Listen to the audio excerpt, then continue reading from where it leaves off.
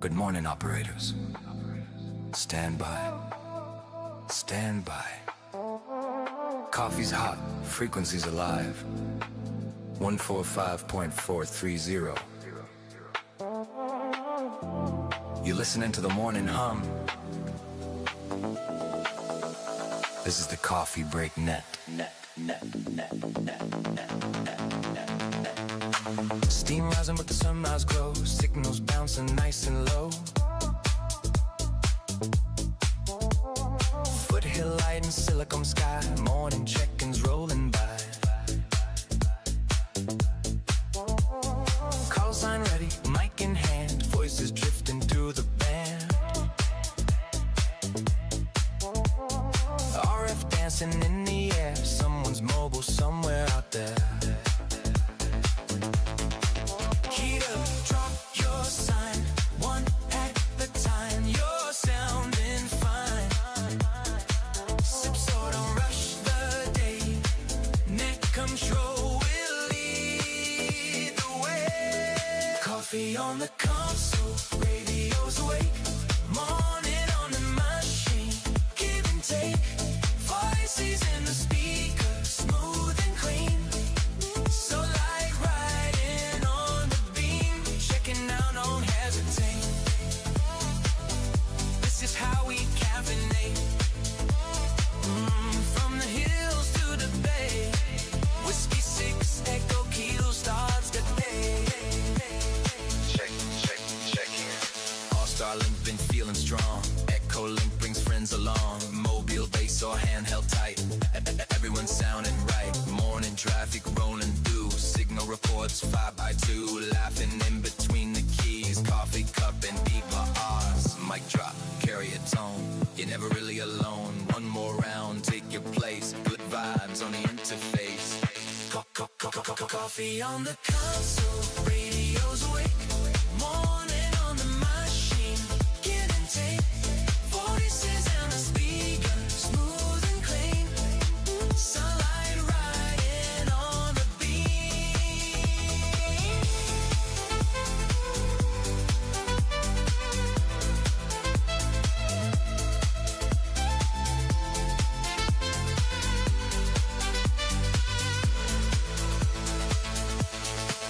Check it out, don't hesitate. This is how we caffeinate.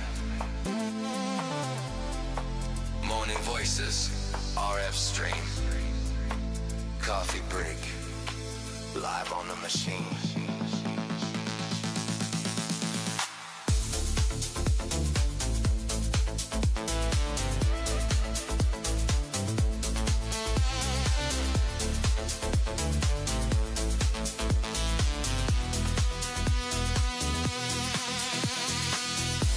Good morning, operators.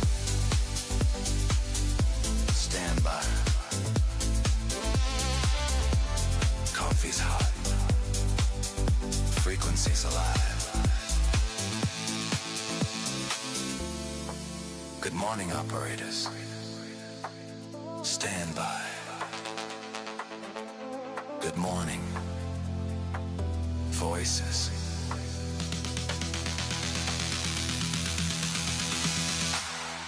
Stand by.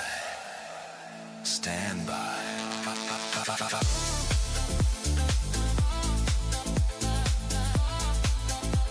Good morning, operators.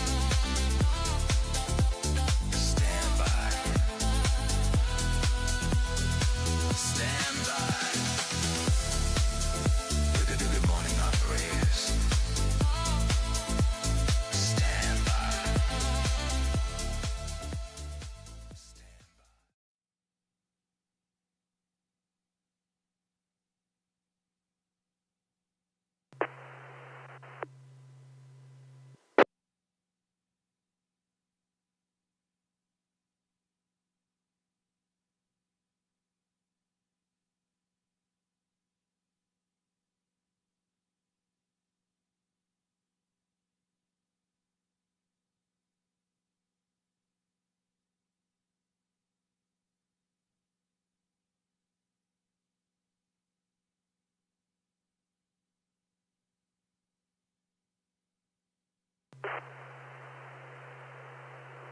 Good morning and welcome to the Coffee Break Net, originating on the W6EK Repeater, located in Auburn, Northern California. The Coffee Break Net is where the sun is always shining, the birds are singing, and the fish are jumping. This net is sponsored by the Sierra Foothills Amateur Radio Club. We're here every day of the week from 7:30 a.m. to 10 a.m. Pacific Time. Your net control operator and conversation facilitator for this morning's net is Brian, AI6US. Brian is checking in from beautiful Meadow Vista, California, where all the women are super strong, all the men are exceptionally good looking, and all the children are well above average. It's truly a wonder that Brian hasn't been chased out of town yet. He is, well, how can I phrase this correctly? At a young age, he was diagnosed as having the knack. If you've been diagnosed as having the knack or just want to have a great conversation, check in as we get the Coffee Break Net underway. Because there's no better way to start our day. There is no better way. No better way to start our day than with the Coffee Break Net. Well, I had a little meltdown on my system last night, so I stayed up till about 4 o'clock this morning trying to get everything dialed in. I did not succeed. I finally gave in to sleep at about 4:30 this morning and said, hey, I will work on my node again tomorrow. We're back to the radio for a little bit today. So apologize for the audio. Hopefully it doesn't drive many people nuts. Back on the RF for a little bit. Well, today is Tuesday. It is April 21st, 2026. And let's check out what the national days are before we take some check-ins here.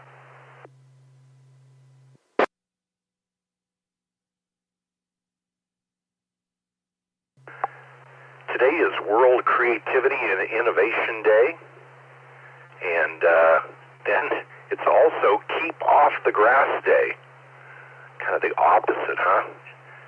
World Creativity and Innovation Day, and stay off my grass. Today is Chocolate Covered Cashews Day. It is also National Chickpea Day, and today is National Tea Day. So, hey, you know, this is the Coffee Break Net, but you're free to drink whatever you want. It's noon somewhere. Good morning, I'm Brian, AI6US. This is the Coffee Break Net, and let's go ahead and take a couple of rounds, quick in and outs. That's keeping your check-ins under 2 minutes, and we'll check everybody in and then get in some rag chews. So who's out there this morning? Let's go ahead and take some quick in and outs for the Coffee Break Net. Audio level W6EK out there this morning. Let's go ahead and take some quick in and outs for the Coffee Break Net. W6EKW. Okay, let's try that again. KB6SSA. W6EKW. Okay, somebody has us bridged. Let's go ahead and see who is at. Okay, somebody's bridging us, and I can't see who it is. So bridging us into a parrot or a loop.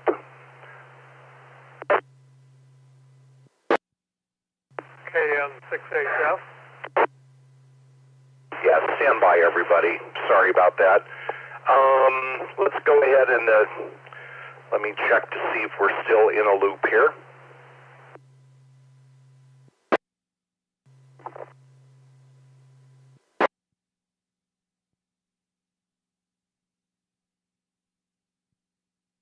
Okay, I heard CKW.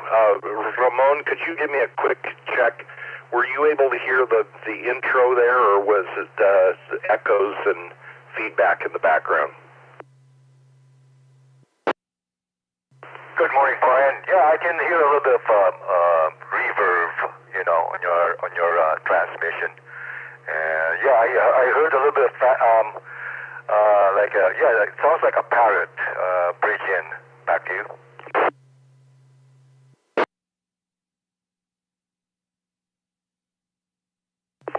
Okay. It looks like that the bridge has dropped, so let's try that again.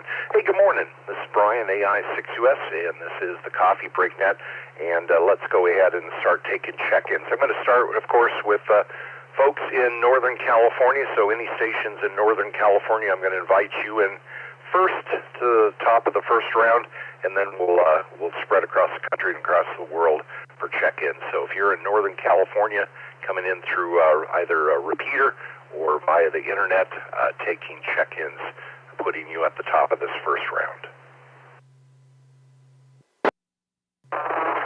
687. That's it. On KA6UAI. 1K and 6WQ.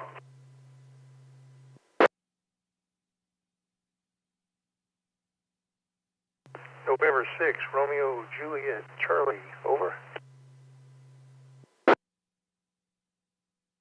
KN6HF, and I'm not certain this radio is transmitting. Good morning. Well, it's the second or third time I heard you check in. I think it's working. Let me read back, and if you don't hear your call sign, then come back, please. I heard Juliet, Charlie. Full call, please. November 6, Romeo, Juliet, Charlie, over. All right, good morning, Robert. November 6th, Romeo, Juliet, Charlie. And good morning to Dan, KN6WQU. Good morning, Ron, KA6UAI. And good morning to Tom, KB6SSN. And good morning to, I think that's Kilo November 6 Hotel Foxtrot. I didn't quite get that. And then good morning to W6EKW, Ramon. Did I miss anyone for that, for Northern California? W6AO, Jeff in Roseville. And 6XYZ. 0, Foxtrot, Juliet.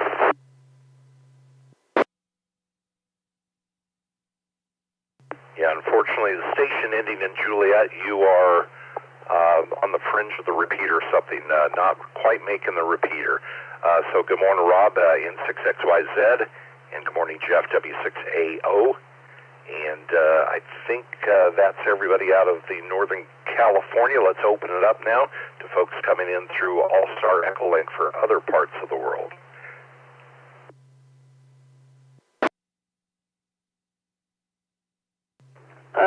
KCA, Golf Queen Victor, good morning. KCA, FQV.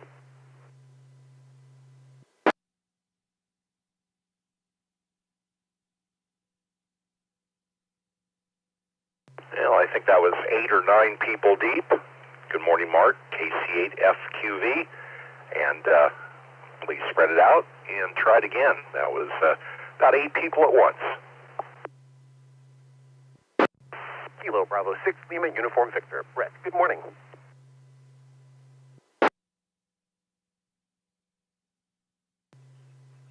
KJ5, Golf Whiskey November.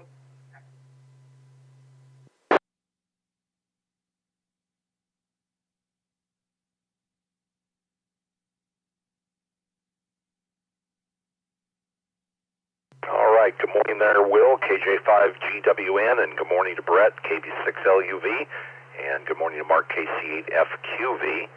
And let's see, lost a few people who looked like they were trying to come in through maybe East Coast Hub or Fireside. Anybody else for this first round?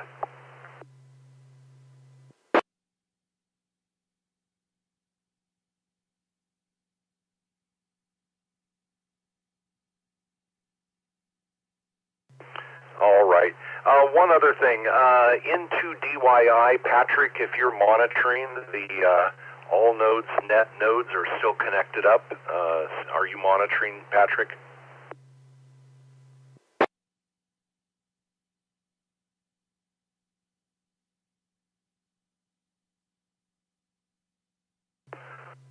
Kind of like somebody used the restroom and left the toilet seat up. Interesting morning this morning. Hey, good morning. Up to the top. Just a reminder, these are quick in and out, so please keep check-ins under 2 minutes, and let's get on down through the list here and get everybody in before we get into some rag chew. KO6CKW. Good morning, Ramon. What do you have for the net? Good morning, Brian. Good morning, Jeanette. Wow, I don't remember having a chocolate-covered cashew, but I'm going to start looking for that and try it for the first time. Not much going on here, as usual. You know, going back to the salt mine. In fact, it's going to be long hours until Thursday. I'm going to have a staycation Friday, Saturday, and Sunday, and riding my motorcycle to Morro Bay. Haha. Well, I definitely hope the weather is in your favor for that ride. And have you been on the road much since? I know you had a bit of a meet God moment about a year and a half ago. QSL. I think I'm 99.9% back on track. I've been riding, a little bit. The only evidence from my crash was my my bent middle finger. So it's really hard to flip the eagle nowadays because it's kind of bent a little bit. In fact, last Thursday, rode with another buddy to 3 minor league baseball stadium. We have a mileage contest. You drive down or ride down to this stadium, take a picture, and you get a raffle ticket back to you. Kind of interesting, a modified poker run of types. Very cool. Well, good to hear you on this morning, and I hope the weather is in your favor, and I hope you have a great ride, and good to hear you. KO6CKW, AI6US, and next time I'll remember when I think you're flipping me off, you're just showing me your injury. Have a great day, Ramon. Likewise, Brian. May you all have a wonderful day and stay dry. KO6CKW, clear. All right, good morning to Dave, KN6HF. Good morning, Dave. Good morning. I was asking about whether this radio is transmitting or not because it's actually the first time I have used it. Getting used to the digital communications. I just upgraded my station, and as I mentioned before, I moved it around and whatnot, and I'm liking it. It is a little bit to learn, and I'm hoping to get actually a node up here someday soon. Well, what is this new radio that you have? Well, actually, I have several, but this one, I'm a Yaesu person as far as 2 meter 440, etc. This one here is an FTM 510D, and I also have an FT 3185, and another one or two. All right. Well, very good. Yeah, the club has a C4FM repeater in Auburn, and then it's tied in full time to Galt, Elk Grove, Georgetown, and Mount Rose, serving into Reno and the Tahoe Basin. So, check out if you go over to W6EK.org. and click on the 440 or 70 centimeter repeater tab, you'll see the repeaters, and you can either get in through Auburn or probably into Elk Grove or one of the others. But anyway, yeah, good deal, and congratulations on the new gear and getting that shack back into order. Yeah, thank you. I'm enjoying it. Going from analog to digital is a learning curve, but I'm getting there. And thank you. Good morning, Brian. Good morning to the net. You all have a fine day. All right. Well, Dave, you have a great day as well, and maybe I'll catch you over on C4FM one of these days. And the 510, nice radio there. I'm on its older brother, I guess, the FTM 400, and really enjoy getting over there on the digital C4FM once in a while. Clearing with KN6HF, and good morning to Tom, KB6SSN. Well, good morning, Brian and the net, KB6SSN, Tom here, yeah, I had to, I was taken aback just slightly when you said it was National Chickpea Day. That threw open my mouth a little bit. Yeah, those are what they refer to out here as garbanzo beans. They make that incredibly disgusting stuff called hummus from it. Yeah, oh boy, what a nasty day. Well, good morning to you, and I enjoy hummus almost as much as the celery that I dip in it. But no, chickpeas, garbanzos. My mom, I grew up with those fried with kind of a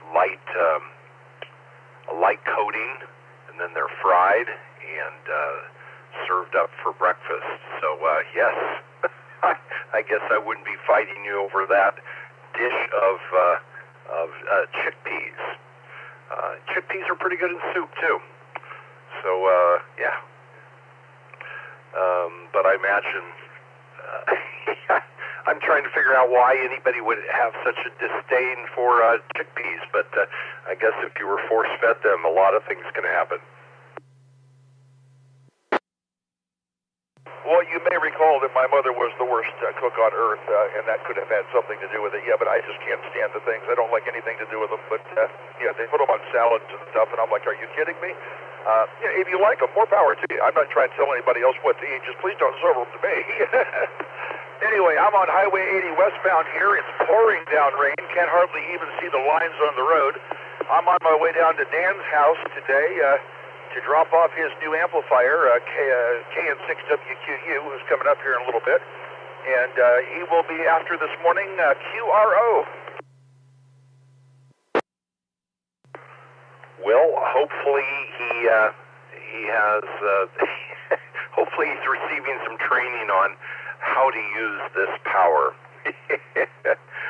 Very good. I'm glad to hear that you guys checked out his new amp and it all checked out, and now it's going to be heading home with him. I know he's pretty excited to get that.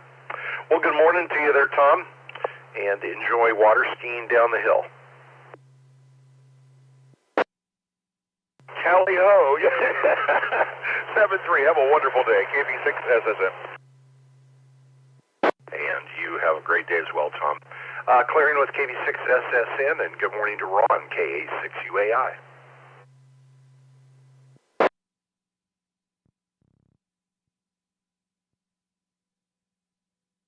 KA6UAI, are you there, Ron?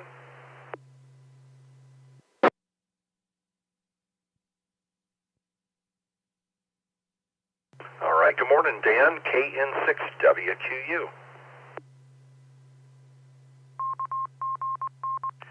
All right, let me make sure I'm transmitting over here in All-Star. I'm on a new HT. I don't know if I programmed the CTCSS or not. And one more call, KN6WQU. Are you there, Dan? Okay, you're funny. I heard the Roger beep. Good morning, everybody. This is KN6WQU. Yes, I'm excited to have Tom come by and pass over the amp. I'm really excited for that. And I had to update some coax from the RG8X over to some bigger stuff. Just, I mean, I'm not going to put out a kilowatt or nothing, but I'm definitely going to make sure that everything is working okay, so there's that. And yes, it is dumping buckets, and that's pretty funny. Tally ho, I love that. Back over to you. Well, considering that the amp is not a KW, I'd be really surprised if somehow you squeezed a KW out of it. But yes, with new amplifiers come the need for new coax and maybe even an antenna upgrade. So very cool. You are on the path to spending a lot more money. Well, yeah, raining pretty good up here in Meadow Vista. Like we are into the weather system. Started up sometime overnight, and looks like it's going to continue on for a while here. But hopefully, you have a new radio. It gives you an excuse to stay on the inside of the door today. Yeah, roger that. So I'm in the shack now here, and absolutely looking forward to its new little home over here. And I got to make some more pigtails. I forgot to make, I think, one more. And then I was able to do a little bit of coax last night, but I still got to put some ends on some things and do a little bit buttoning up. I did get my ground rod in, so there's that. So I got to figure out how I'm going to make that happen. But we'll figure it out one way or another. Anyway, see you soon, Tom. This is KN6WQ. Thanks for running that today, Brian. Yep, along with an amplifier comes an increased need for making sure your shack is all well bonded and grounded together. So when you drive that rod, make sure that it is bonded back to your structure ground. So just don't have that ground rod out there all by itself. It can cause more problems than good. KN6WQU, AI6US, have a fun time, and I'll look forward to seeing a big signal on HF now. 7-3. Oh, you know we're going to be testing later. 7-3. And good morning to Robert, N6RJC. I'm still getting used to the call. Sounds like it's coming off of your lips a little bit easier now. Good morning. Yeah, a little bit easier. However, I do have it written down in front of me just in case. But this morning, of course, Jim visit as usual. Going to go out for some pizza later on this afternoon with Karen, and I'm in the process of looking for cable for my HF. So I'm looking at the best choice for that. I've kind of narrowed it down to RG8, RG213, and LMR 400 seems to be a little bit overkill for what you get out of it. But I think I'll probably get one of the two, either 8 or 213, and get that run. And then, like I say, once I get back from my trip, go to Ham Radio Outlet and spend some money on an HF outfit. Over. Yeah, certainly for RF operation, especially if you're not going to be running much power, you know, you can get away with quite an inexpensive coax. So don't break the bank yet on a big coax run, but you know, sometimes they say buy once, cry once. Well, when are you taking off for your vacation? May 10th. May 10th for 14 days, which will be nice. I talked to the people on the program yesterday afternoon and got some information on how I can actually get online from Italy to the morning call. Of course, it'll be like 7 o'clock in the afternoon there, but won't be too bad. But I'll kind of check in over in Italy. Over. Well, very good. Yeah, I heard you on the All Nodes Net last evening, and probably the best thing to do for you, so you don't have to worry about, is my license, do we have an agreement in this country for me to use my RF? Definitely, put an app on the phone and just make sure that you head on over to AllStar and get your account over on AllStar, and then that will you put into the phone into one of the apps, and that opens it up. As long as you have a Wi-Fi signal or cellular signal, you're going to be good to go. So look forward to hearing some of your check-ins while you are on your European vacation. Appreciate it. I have the All-Star account already and had that about a month ago, and plugged it all in and fired it up and hit the W6EK tower, so everything's working fine. And on that, I'm just going to give it back to the net. November 6th, Romeo Juliet Charlie is monitoring. Over. Okay, very good. So I guess you already did the test and everything. So yeah, hop on there later on if you want to check the audio settings and everything. Be happy to give you a QSO on that and give you some feedback. And also another node to remember is beside the 51018 is 55553, 55553, and that's a great parrot. That gives you a lot of feedback on what your audio sounds like. Have a great day, Robert, and enjoy the swim in this rain. N6RJCAI6US73.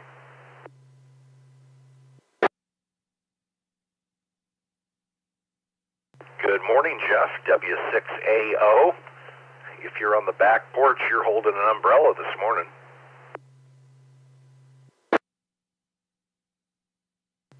Very nearly. I am just inside the threshold, looking out at the back porch, since there's no awning here on the beautiful back porch of Roseville. But, oh, this weather is gorgeous. I am a Californian who loves rain. I mean, I would say the California-style rain. I'm sure if we were getting Washington rain, I might be of a different nature. But I know the fish are loving it, and that means that I am loving the weather. Back to you. Well, I can tell you're inside of the Faraday cage. Your signal, you're making the repeater okay. We're confident, but your signal is definitely quite a bit weaker today. Well, yeah, as long as the fish are happy and the wildfires are not burning, I am happy as well.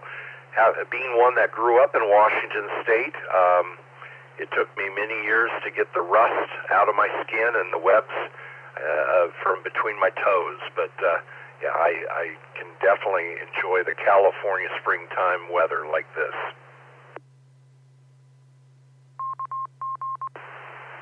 Yeah, I really enjoy this kind of weather. It just reminds me of being inside, reading a good book, having some warm tea, all that kind of cozy stuff at home. It's really nice. But, yeah, it's not for everyone. Sometimes I am a night dweller, though, so I take what I can get as I can get it. I've stepped outside onto the wet back porch, so hopefully my weatherproof rating on this HT is going to hold up. But not much for the net today, except to say I hope you all have a wonderful day. I'm going to be getting ready for my second pre-session of CW Academy in an hour. I'm going to be on Zoom and getting ready to practice some CW. Back to you. Well, very cool. Definitely keep us updated on your CW progress. And what is your interest in CW? Is it just learning a new skill, or is it for portable operation, POTA? A lot of people will do it, because much more effective when they're doing a SOTA or POTA activation. No, CW and Morse code is probably the onus for getting me into amateur radio. I've just always wanted to learn and be able to transmit and speak worldwide. Communicate worldwide, I should say, and so that's really kind of the whole thing for me with getting into amateur radio. So yeah, just learning and taking it a step at a time. Hopefully one day be doing all that stuff: POTA, SOTA, contesting, all the stuff, rag chewing. Hoping to get on the air soon once this weather clears up. I don't want to take too much time on the check-in. So this will be me clear for the net. I'll throw it back to you. AI6US, W6AO, 73. Yeah, it was, let's see, Carol was on last week, KP4MD, and she had mentioned that there is a 2-meter sideband sked.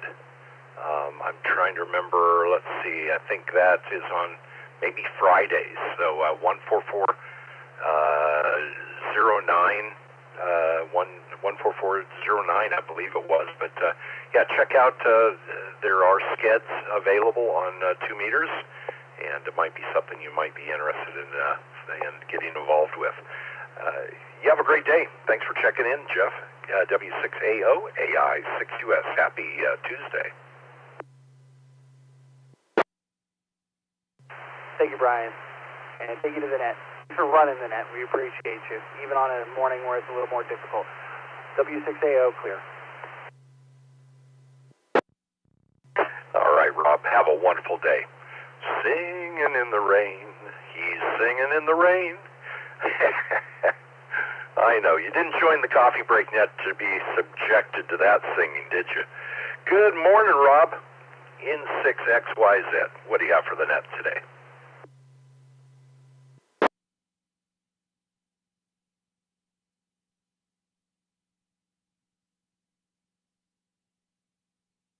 Is Rob in and out today? Good morning, in 6XYZ.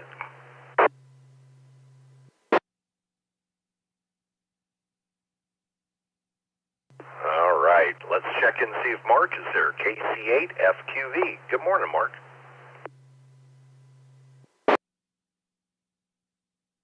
Oh, good morning, KC8FQV. Yeah, wait a little bit there. Well, you know, we want to leave everything reset. Yeah, I guess you guys are going to have, or someone's borrowing your repeater system for the weekend or for Saturday, a run or a marathon or something. And yeah, I heard that kerfuffle at the beginning. It kept looping. I kept hearing you a couple of times, and I said, well, he's keyed up and done it. He's keyed in. You know, matter of fact, I know a couple of the guys that have said all the time, just come and park yourself on my connection, and I'll just take you through the day. You know, because there was dewdrop in and fireside. They sort of take you through the day.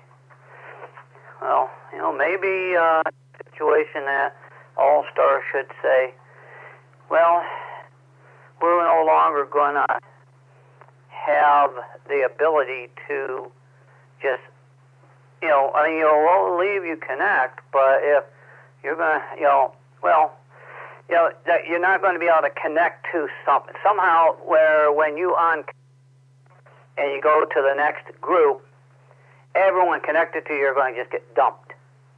So when you go from one net to the next, and you're saying, oh yeah, you know, just dump everything, then you don't have them loops. You know, the software, you can't say, yeah, you just connect here. Just make it be where it's going to just dump everything, and we go on to the next one, and you have to reconnect. Or else, like you guys are going to do on Saturday, I guess you're going to have receive only. Receive only. Well, then it wouldn't matter if you go from one net to the next, you know, but you'd be only receive only, and they would have to find another way to get into the net that they're listening to. And the only thing I hope it don't happen for you guys is that someone is listening and needs to get a hold of someone, and they're listening to that this connection and saying, I have an emergency, I need to get through. You know, and hopefully people are listening, you know, throughout the course of that program. I'm going to reset. Throughout the course of that net that they say, yeah, we are running a program, and yeah, the coffee shop is donating us the machine, so there won't be a net, you know, so that people that are like, I'm trying to get in, I can't get in, it won't work, you know, that they know that, you know, because there's some people that might be only here on Saturday. So they'll send it back to net. So, you know, maybe, hopefully, you guys have gotten that all figured and that. You'll maybe even open it up, just call, make sure there is no emergencies, and then take them offline and handle the emergency and then bring it back. But I'll send it back your way, Brian, KSFQB. Well, yeah, there's a lot of considerations in life. Coulda, shoulda, woulda, mighta, coulda. But yes, the priority usage of the repeater is going to be for the Western States Endurance Run from starting at this Friday at 10 a.m. Pacific Time through 2 a.m. Sunday morning Pacific Time. And during that time, AllStar and Echolink will be in monitor mode only. So, it's one of those things where I certainly hope that somebody doesn't drop in on a frequency and need some assistance, but that's just all local repeaters, all local traffic will have access into the repeater. So, yeah, it's one of those things where, how much accommodation do you need to make for somebody who is coming in from outside the area into a system? And as far as drop before connect, unfortunately, the pedigree of AllStar is for linking systems, and so it's unfortunately a couple of the systems out there, if they are put on timer, they do not drop before they connect. So you kind of need to know what you're doing when you have a node. Well, with that, I think I flipped the egg timer a couple times here. Better get moving down the list. But, Mark, you have a wonderful day. And, feel free to listen in from through the weekend. And, of course, no Coffee Break Net this next Saturday. KFQV, AI6US. Have a wonderful day. You do the same, and hopefully, maybe they just mention it a couple of times during it, because like I said, people may not be here every day, but no coffee break on Saturday, so I know ahead of time. So KSFQ73.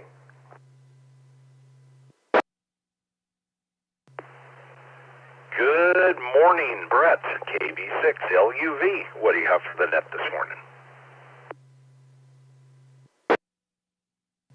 Kilo Bravo 6 Lima Uniform Victor, Brett here. Good morning, Brian and Coffee Break Net land.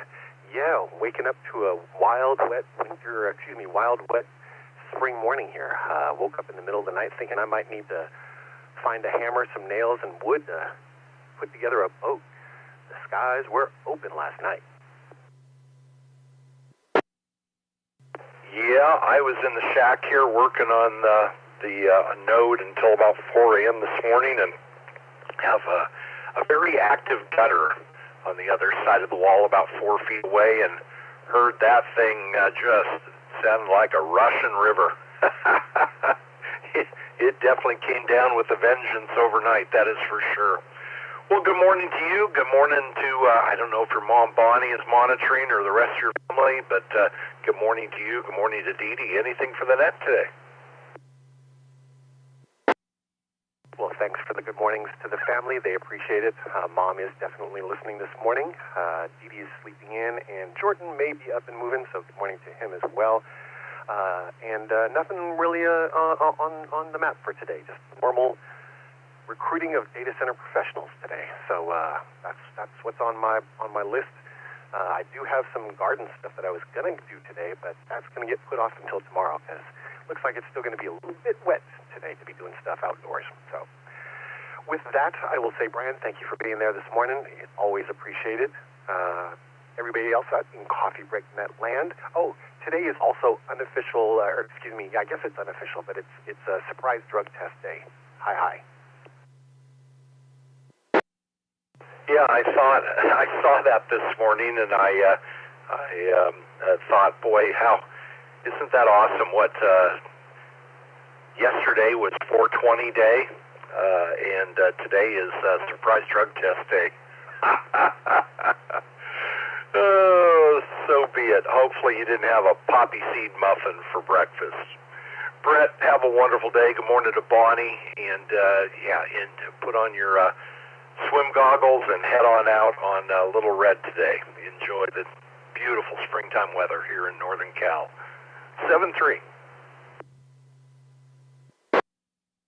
Thanks, Brian. I'll definitely be strapping on the pontoons to Little Red and taking her out for a float around the neighborhood. Hi. Again, everybody else, have a great day. Everybody have a great day. Be blessed. Take care of yourself. Take care of each other. KB6LUV. Be of love. 73. Clear and listening.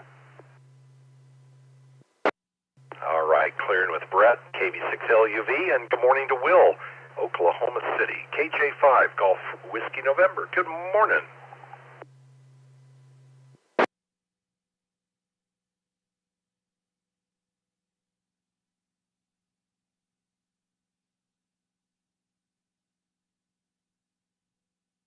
Boy, we're dropping people by attrition today. Good morning, Will. Are you there? KJ5GWN.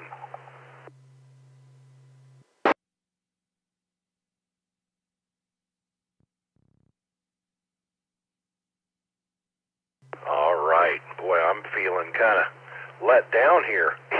Good morning, Coffee Break Net on the W6EK Repeater. It is Tuesday morning. And let's go ahead and start taking regular check-ins now. If you're short on time and just need to be quickly in and out, let me know you want to be a quick in and out. I'll put you at the top of the list. Otherwise, good morning. Welcome to Coffee Break Net. Kilo Golf 9 Mike, Mobile, Union Queen. Kilo Mike, Echo Union Queen. KB6ED. Ron and Ringo. Kilo Oscar, Kilo Charlie Bravo 6, Hotel, Lima West Echo. Sac Mobile, in and out. Norway 6 Yankee, Germany, quick in and out. KI6 HSP. 5 Charlie Papa Oscar, KC5 CPO.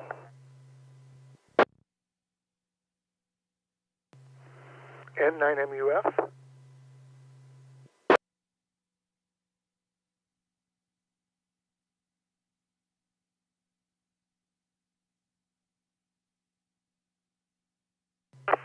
All right, little cleanup to do there. Let's see. Good morning to Daniel N9NMUF, and good morning KC5 CPO. And let's see. Good morning to HFP. I know that's Chris. I think that's Kilo India 6 Hotel Foxtrot Papa. Good morning to George N6YG. There was a station in there who identified with mobile. That's all I heard. Hey, KO6, KBH, Tim, Mobile, in and out, please. All right, Tim, we'll be back to you in a moment. And good morning to KC6SLE. Good morning there, Graydon. And let's see, all I heard was Ron. You got stomped on, but I heard Ron. Who is Ron? Brian, that would be me. Kilo Mike 7 Echo Union Queen, KM7EUQ. Thank you. All right, Ron, KM7EUQ. We'll be back to you in a moment. And good morning to Ed, KB6ED, and good morning to Frank, KG9M. And did I miss anyone? KH6UAI, recheck in and out. November. I tried to time it, bad timing. KD3HAN, Kilo Delta 3, Alpha Juliet November, in and out. All right, good morning, Anna, KD3HAN for in and out. And good morning to Simone, K6DXN. Good morning, Ron, KA6UAI. Okay, so in this list here, I have heard two stations for in and out. That would be KD3HAN, Anna, and Tim, KO6KBH. Was there anybody else in this list that is a quick in and out? N6YG. KD6UAI. Brian, if possible, Kilo Golf 9 Mike.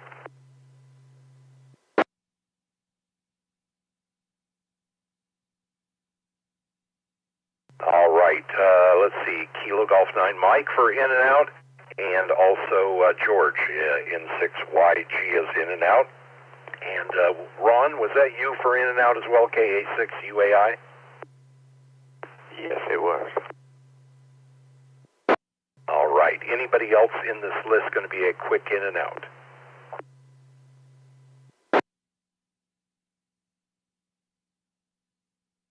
All right. Let's check in with our quick in and outs, and then we'll get in some rank chew. Good morning, Frank, KG9M. Happy rainy Tuesday. What do you have for the net? Good morning, Brian. Kilo Golf 9 Mike. Good morning, everyone. It is a rainy day, and I love it. You know, I grew up here in Citrus Heights in the 70s, and I remember days like this, and it reminds me, it takes me back to waiting for the bus in my raincoat, day after day of gray rain like this. So I'm loving it. Just wanted to say that heading over to the senior visit. That's the I think third Tuesday of the month. So heading there, arriving here shortly. I won't use that term with a D. And I'll break for just a second. But the other thing I wanted to say was the Samuel F.B. Morse Club has a CW, in-person CW Academy. And I went to that last night, and that was actually a lot of fun. Saw Carol there, and actually there were a few club members, SFARC club members that were there that I hadn't seen before that were also attending the course. And it was pretty helpful.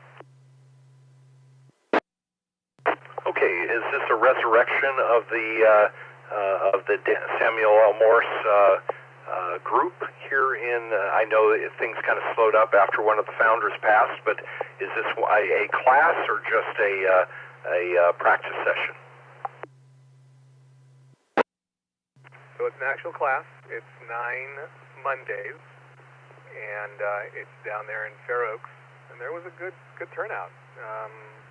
15, 17 folks or so, and a couple helpers.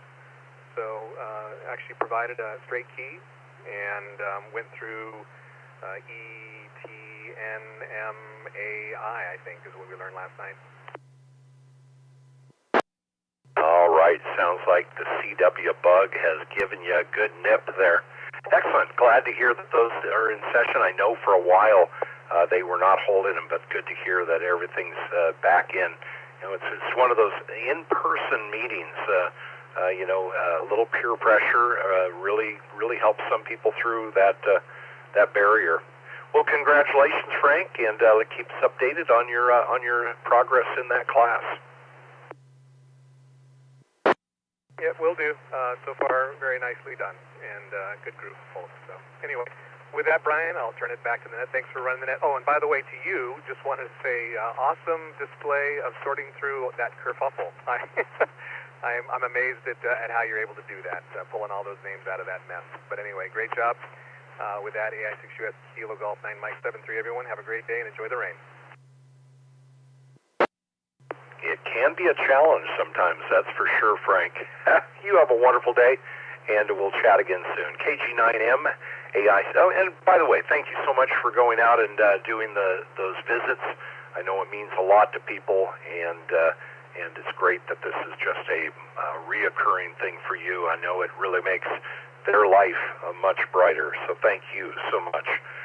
Clearing with KG9M, and good morning, Tim, KO6KBH. Hey there, Brian in the net. Thanks for hosting the net this morning. It's a little rainy. I'm crossing the causeway heading to Davis right now, but I'm happy to say I got my feeder cable from the faraway land in China for my MR400 antenna, so I'm back in action. I don't have my mag mount on my car anymore, which is kind of nice. And who we got? Simone K6DXN. I finally got around to cutting some cable for the ugly horn Pactina that I got from you a while back, so he'll be happy to hear I'm going to be putting that thing up real soon. So anyway, happy to be on the net. Back to you, Brian. Well, you mentioned that it came out of China. Was this one of those packages that arrived, and hopefully you didn't get any surprise tariff charges. I heard a couple horror stories from people who ordered a small priced item and it arrived, and by the time it made it through the customs process, it ended up being quite expensive. So was that a direct shipment from China, and were the tariff fees covered? Yeah, actually, so I got a Retevis, what was it, a RT95. I bought this, several months ago, but the feeder cable ended up disconnecting right at the, was like a N, I forget what the connector is on this antenna, but I emailed the company back, and they responded, and they sent me a new one free of charge, so covered the tariffs. I was very happy. Retevis was a good company, so yeah, happy to say I'm back in action. Well, very good, and good to hear that they stood behind that, because I know sometimes these charges get hit pretty darn hard. Excellent. Well, thanks for sharing the positive experience. Enjoy your swim out to Davis. Roger. Yeah, I'm trying to keep it between the lines here. Lots of people out here think that, where they're going is more important than where I'm going, so got to keep my eyes peeled. Everyone be safe, stay dry, and stay on the airs. We'll see you guys later. KO6KBH clear. All right, Tim. Yeah, the reason I brought that up was I started the process yesterday of getting my tariff taxes back on my importation from last year, and it's going to be a nice chunk of change if it comes through. So kind of glad to get that money back, because it really did impact the bottom line on cost of goods. Have a wonderful day. Thanks for checking in. KO6KBH AI6US. And good morning, George, in 6YG. Well, good morning, Brian. And that I don't have a whole lot to add this morning, just getting ready for my doctor's appointment. I have an appointment with a neurosurgeon this morning. So, nice rainy day. Uber is going to be here to pick me up and take me from Lincoln all the way down to Sacramento. So that should be a fun ride. Glad I scheduled that rather than... So yeah, that's about it today. We got some tubes that came in yesterday. I'll tell you about that after I send it back to you, Brian. N6YG.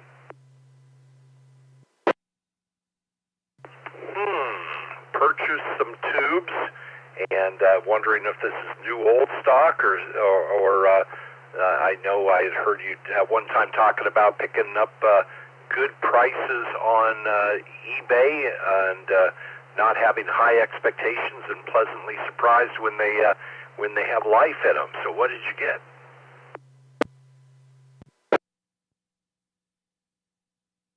Oh, it was just a pair of older generation Taylor tubes from our parts. They were 811As. They looked to be in pretty good shape, but when I got them,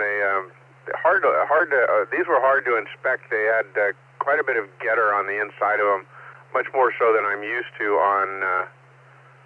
on 811 tubes. And so I had to, get a pretty bright flashlight in the top. And the plates were overheated slightly. You get the light just right, you can kind of just start to see the outline of some overheating of the plates. So a newbie was trying to tune up the amp that those were in. But other than that, they look pretty good. I'm not sure I'll get full emissions out of them, but the guy refunded me my money on them and half the shipping. So I basically got two 811 tubes for like $6 because I think shipping was $6.12. So that works out. I haven't really checked them out much past the visual inspection. So I'll do that later when I have some time. My. Yeah, if you have any life left in those, that's quite the price, $6, and that sounds like you got a good seller as well. That was good. Well, George, good luck with your appointment today. And I rarely have taken an Uber. Mostly it's like if I am in Vegas or some town like that for an event, I'll hop on Uber. But usually don't take them around town. But that certainly takes it probably makes you a heck of a lot more productive on the way down there as well, and more relaxed when you arrive. N6YG AI6US, you have a wonderful day, and let somebody else drive in the rain today. Well, if it didn't take 4 months to get in to see this neurosurgeon, I probably would have rescheduled it, just because it's a swamp out here right now. The water is above the stepping stones, so so that's always fun. You know, when you have 2 German Shepherds too, the rain is always fun. Got to get all the towels out because they got to go out. You know, they want to go do their business, and it's wet out here. And you wake up in the morning and it smells like wet dog. You go through a lot of towels drying them off, but they're trained for that. They know what to do. They know they get on the linoleum and they either roll over and they show you their belly so you can rub their feet and wipe them off. But they got such thick fur that you go through a few towels a day doing this. So the joys and tribulations of owning German Shepherds. So. Alrighty, well, good to talk with you this morning. Good to hear the group on the net. With that, I'll send it back to you and say 7-3 from Norway 6 Yankee Golf. Well, they sound well trained, and yes, that familiar smell of wet dog, and sounds like those two are not afraid of the rain. I had a chow, and you think you needed to have a bunch of towels around to dry your dogs off. Multi-layers deep of chow fur is talk about smelling wet dog.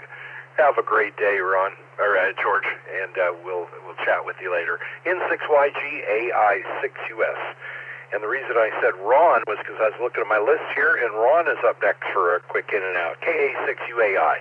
Good morning, Ron. Good morning, KA6UAI. I'm sorry I didn't pick up the last time there.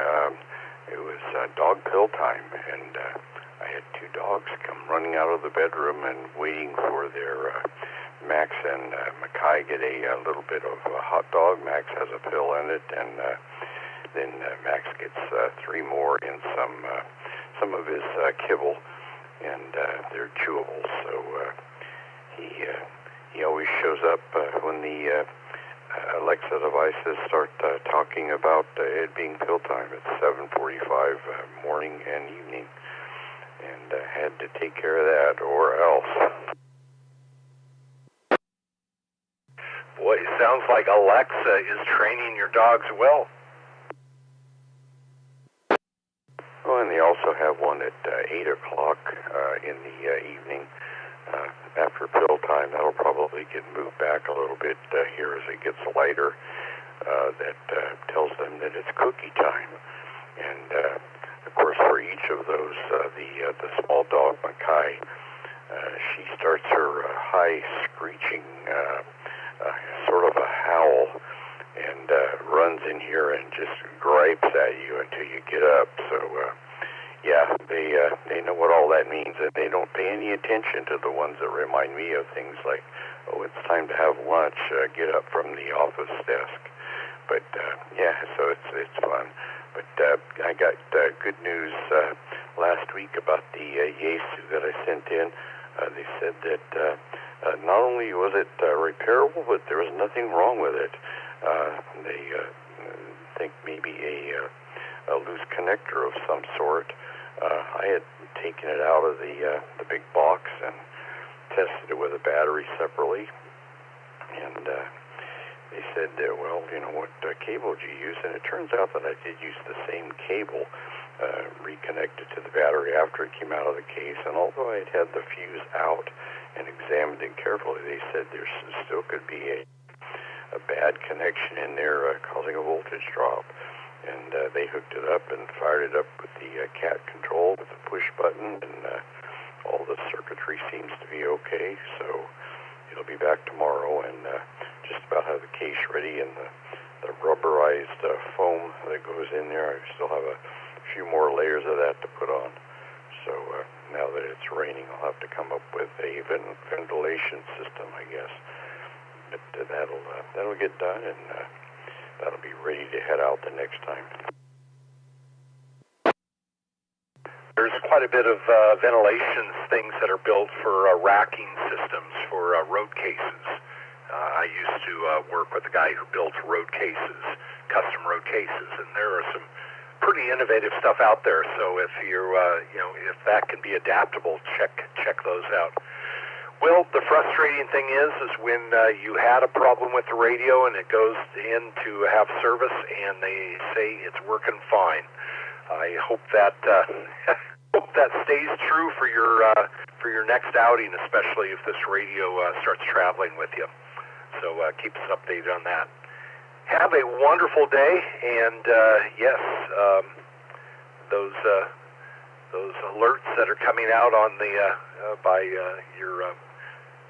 by Alexa is definitely. I'm thinking, boy, that would train me pretty well. Bowl of ice cream at 8 p.m. Maybe I should get an Alexa. You have a great day, Ron. Oh, you have a great day, too. I just want to mention the ventilation system wasn't for the radio. It'll be popping out of the Apache case and with the rails on it, sitting on a table.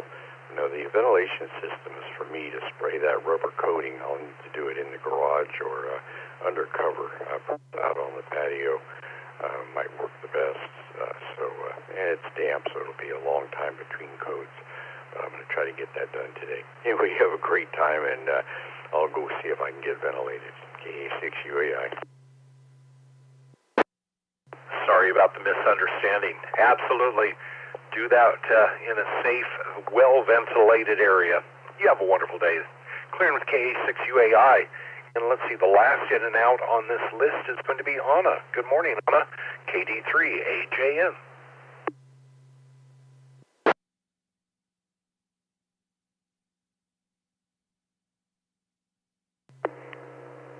Hello, Brian, and everyone else on the net today. Just wanted to stop in and say hello. I'm kind of under the weather today. I've got a really bad cough, but I just want to stop by and say hello and have a good day. KD3AJN. I'm sorry to hear that, Anna, and I hope that you feel better later on today. But thanks for checking in this morning, and we'll look forward to hearing from you on a day when you're feeling much better. KD3AJN AI6US. Happy Tuesday.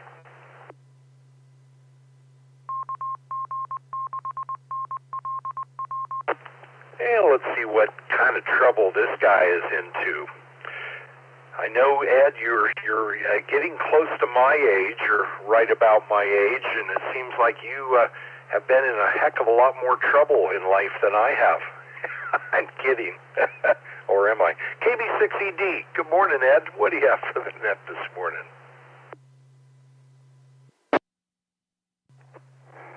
Good morning, Brian, in the net. Hey, Mark's not going to be on today. Is that right? Mark's not joining us today. He's coming back tomorrow?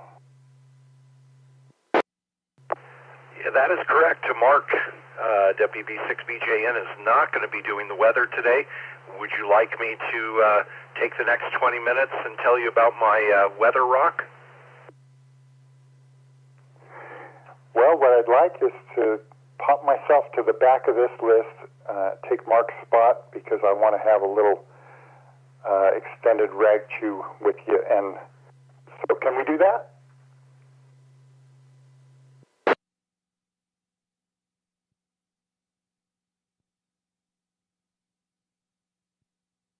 I'm thinking about it.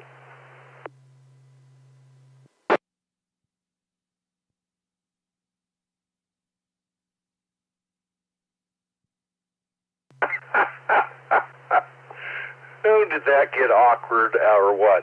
All right, KB6ED, I'm going to move you down to the bottom of the list and let you fill that time. Oh, I love it. Sometimes you can make moments completely awkward with just a little silence. KB6ED, AI6US, to the end of the line you go. Catch you in a few minutes.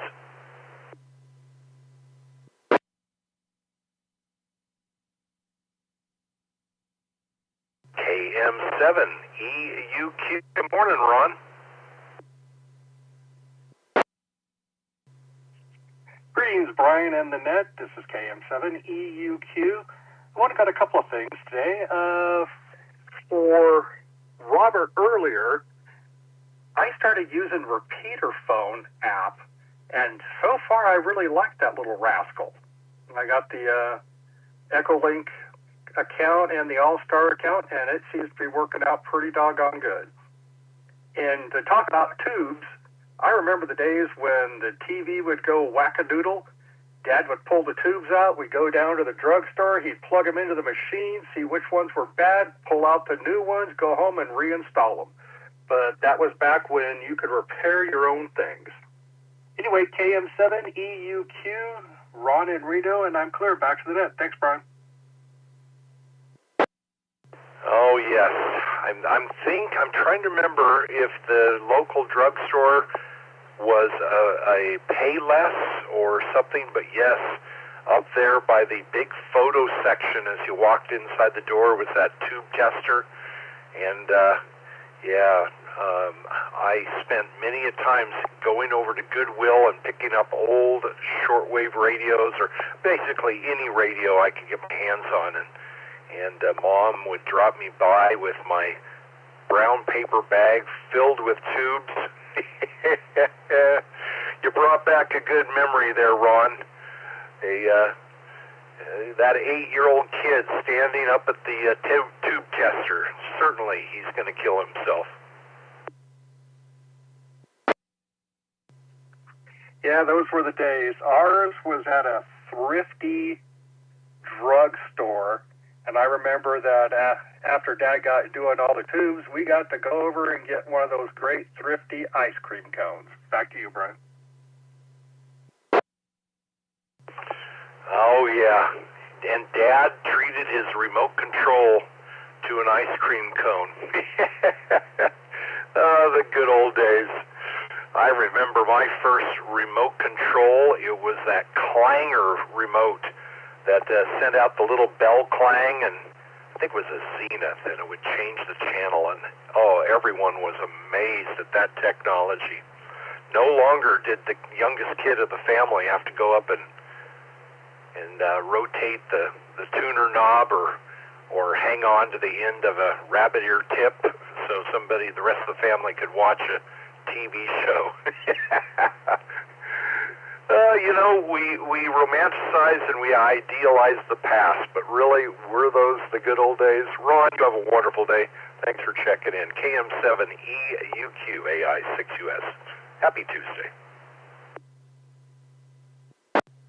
Thanks. Same to you, Brian, in the net. This is KM7EUQ, and I'm clear. Back to the net.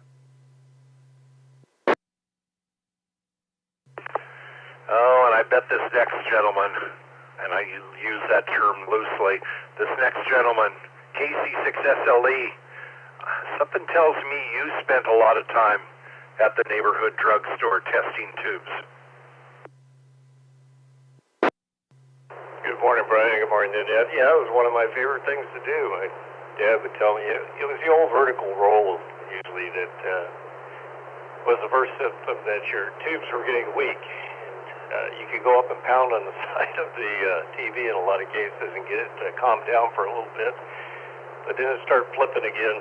So Dad would say, pull it up, take them down with your mom's grocery store and check all the tubes and get whatever we need.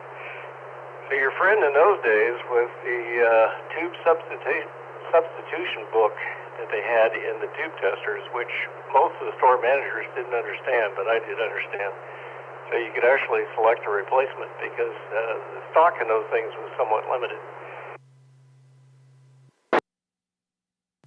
You know, the drugstore that we went to actually had quite a selection behind the counter. It was kind of an extension of the photo section. And yeah, I remember that book. And I remember how, you know, as an 8-year-old, I remember helping an older lady. She was probably much younger than I am now. But I remember helping this older lady pick out the tube because she was sent on that errand to do some tube testing. She had no idea what to do. And so here's this 8-year-old little kid helping her test the tubes for her husband. And then making a recommendation of what tube to take home. Oh, the good old days.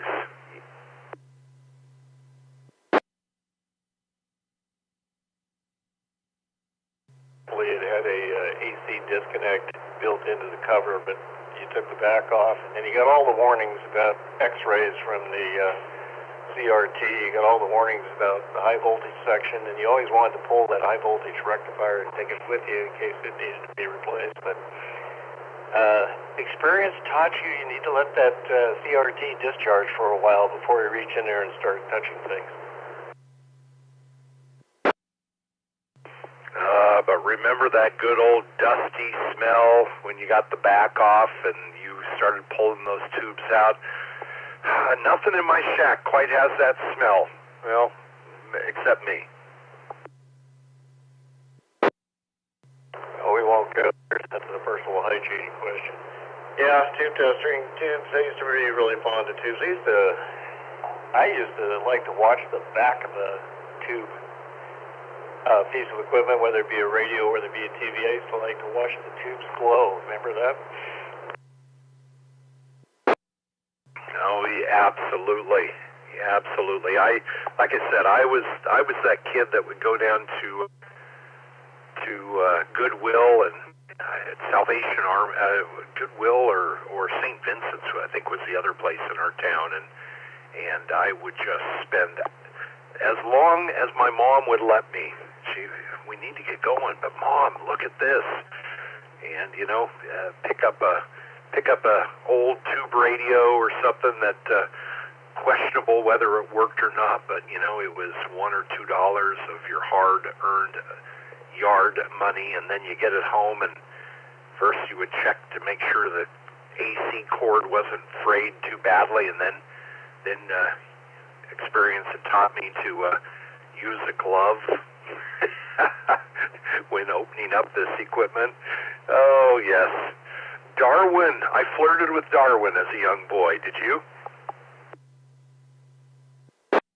Many, many times. So I guess it speaks well of us that we actually survived the Darwin test, because there were plenty of opportunities for it to not have gone well. And what was the other thing? The other thing that they always had in the tube tester rack were the CRT boosters. So as your calculated rate tube, probably mainly the heating element in there would start getting old. Remember how the picture would start getting duller and fader and duller and fader. And they had those things you could put in line with the CRT that boosted the filament voltage, so you could get a few more years of life out of the CRT. Because once the CRT failed, pretty much the TV was history, because I don't think too many people replaced those. You know, the reason I talk about radio so much was, you know, and I'm just going to start this whole story just by saying my mom was right. My mom would not allow a TV in the house. The first TV in our household was one that I bought. I convinced her, I think I was probably about 13 years old, and I convinced her that,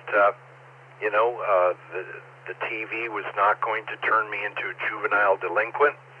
But she was convinced that television was the devil's box, and they were not allowed in our house. So radios were okay, but you better not listen to KJR up in Seattle. Well, your mom is probably more right than wrong, but that's a whole separate subject that we could go into. I was going to, moving off of that, I was going to mention to you that my eco-worthy battery showed up yesterday. I didn't have a chance to pull the top off of it and look inside it. I think, Brian, from now on, if it's an option, I am going to buy all of my lithium high-capacity batteries. I'm going to buy them in a metal case, because I sure like the metal case, and I sure like the option of being able to pull the lid off and look inside. If it ever needs to have any maintenance inside, I can get to it without getting out the saw and cutting off the plastic top.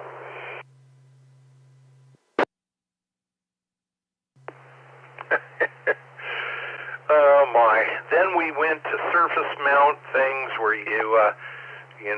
where you need to have microscope, tweezers, and a steady hand, and yeah, gone are the days of the old tube testing and the ice cream afterwards.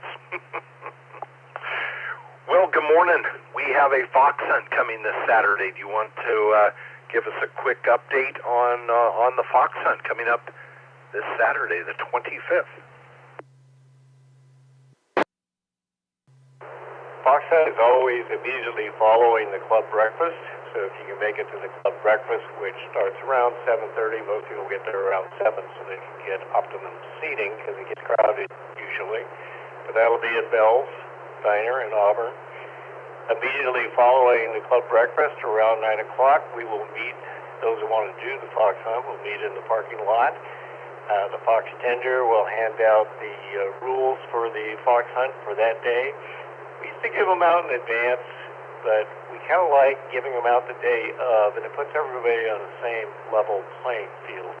When you gave them out in advance, we found people were not bothering to show up to the pre-meeting and trying to get a little extra start out there. So we changed the rules a little bit, so we give out the rules at the meeting in the parking lot, probably around 9:15, because it doesn't usually take too long to do the pre-meeting. Fox hunt will be over by 11 o'clock. We'll probably all meet. Usually we meet at Burgers and Cream for a debrief and a celebration of those that found the fox and who found it first. So that's a real quick recap. Oh, very good. Yeah, we're certainly looking forward to Matt, KO6IMP. He's going to be the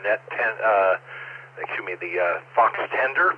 And yeah, this weekend I'm going to be busy with the Canyons Endurance Run, but I hope that my schedule allows me to slip over there for breakfast and get a quick fox hunt before I hit the hay and then get back onto net control.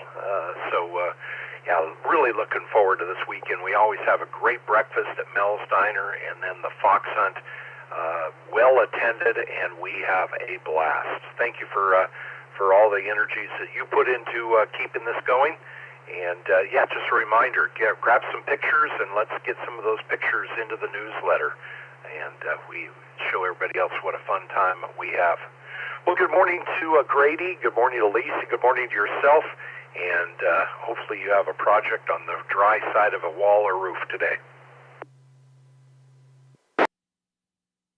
I got plenty of projects, never any lack for projects here. Got a lot of things to do after going over our insurance papers for the fair plan. We've got some additional work to do here to hopefully get some of the discounts they offer, but that's a separate subject as well. So I'll let you move on with the net. Have a great day, everyone. Thank you, Brian, for running the net. You were up till 4:30 this morning, so you're going to not only need a break when you sign off today, you're going to need to get some sleep. Have a great day. 73 KC6 SLE. Yeah, Lynn was up, and she goes to work somewhere around 4:15 or so in the morning. She got up and she walked over to the shack, and she said, "Did you just get up and come in here and start working on this again?" I said, "No, I'm still in here from last night." She goes, "What am I going to do with you?" When your wife says something like, "What am I going to do with you?" There's going to be some repercussions. Grady, you have a wonderful day. Thanks for checking in. KC6SLEAI6US and the CRT booster. Oh, man. Good old memories there. Have a great day. Good morning. Let's see. Up next is Chris, KI6HFP. Good morning, Chris. Good morning, Brian and the net. and still waking up here. The caffeine has not hit my system yet. Let's see, what was I going to talk about? Oh, I pretty much all done swapping out all my SO239s and PL239s with end connectors. I got 2 more to do, but I'm waiting for a longer end connector barrel to show up for my wooden bulkhead to transition from inside the shack to outside. Waiting for some parts to be delivered from Amazon to finish up my cantina. And I got a 2-meter dummy load coming today as well. That way I can switch to the dummy load when I'm not using the radios instead of switching to the COM port on these Alpha Delta switches. I may or may not have made that mistake to check it before I've tuned up before, so we're going to fix that so that never happens again.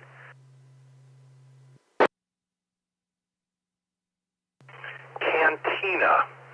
You know, something in the back of my mind reminds me of a getting a juice can and putting a little probe on a BNC bulkhead connector in the back of it, and used it as a directional antenna for my Wi-Fi system. And I'm trying to think, is that what you're talking about, or is this something else? No, the caffeine hasn't hit yet, and as soon as you started saying that, I realized I misspoke. It's called the Cantenna, I believe, Cantenna. It was made by Heathkit. It was their, it's a gallon paint can with mineral or transformable oil in it, and a big resistor, and it's a dummy load. Which is sitting about a foot away from me underneath my desk. I have the Cantenna here. Okay. For some reason, I was thinking of that, the Wi-Fi antenna project that maybe we all built at one time or another, but maybe my caffeine didn't kick in yet either. Yeah, those are good for KW. Not sure about a California KW, but definitely you can get that oil bubbling. Oh yeah, I'll only be putting out about 800 watts max right now, which is more than enough. Some point I'll upgrade to a legal limit amplifier. No real want to run full legal limit, but I would like to have the headroom later on. And yeah, the last storm we had ended up knocking down my antennas, and I was still making contacts, but I was out in the field yesterday for about 4.5 hours fixing everything. Got my end fed up another 15 feet, so that thing's probably close to 60, 70 feet off the ground at this point. And fixed the G5RV as well. Experimenting with different orientations and heights and stuff. So I originally had it in an inverted V setup, but unfortunately the center of it was maybe 20 feet up, so the lobes and the dog bones of the G5RV were only about 5 feet off the ground. Now I have it about 50 feet up in the air. It is running it's a mixture between an inverted V and a flat top, so the lobes are completely parallel with the center of the dipole, the little mount that to, but instead of running perfectly out to each side, it's kind of like in a V formation. And it is, both of them are just working phenomenal. It's amazing how much better your antenna works when it's not laying on the ground. But I was up until about 2 a.m. chasing DX, and I'm working DX right now on FT8 as we're talking. I'm going to let it drop. Trying to finish getting a few more awards. I'm like 3 contacts away of getting my master's of radio on QRZ for everything except for Africa. That's becoming the bane of my existence right now.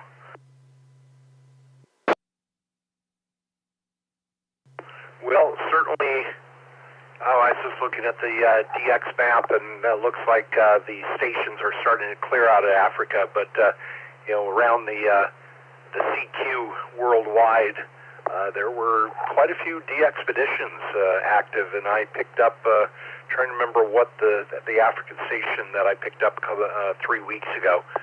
But yeah, once in a while somebody activates those countries, and it's great to see them come on. Well, very good.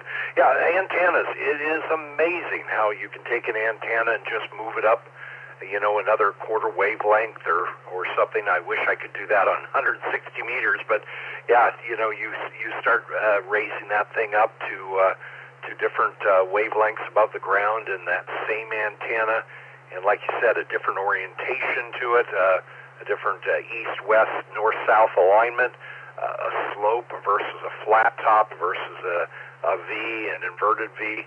And that same piece of wire can operate completely different and tune up so differently just by changing the slope off of the feed point. It's just it's magic. RF is truly magic, and I just absolutely love playing with wire antennas. Oh, absolutely. Yeah. Don't crush my spirits. I feel like I have a tower and a beam now how well this NFED's working. I know it's not anywhere close, but I'm going to live in my bubble for a little bit.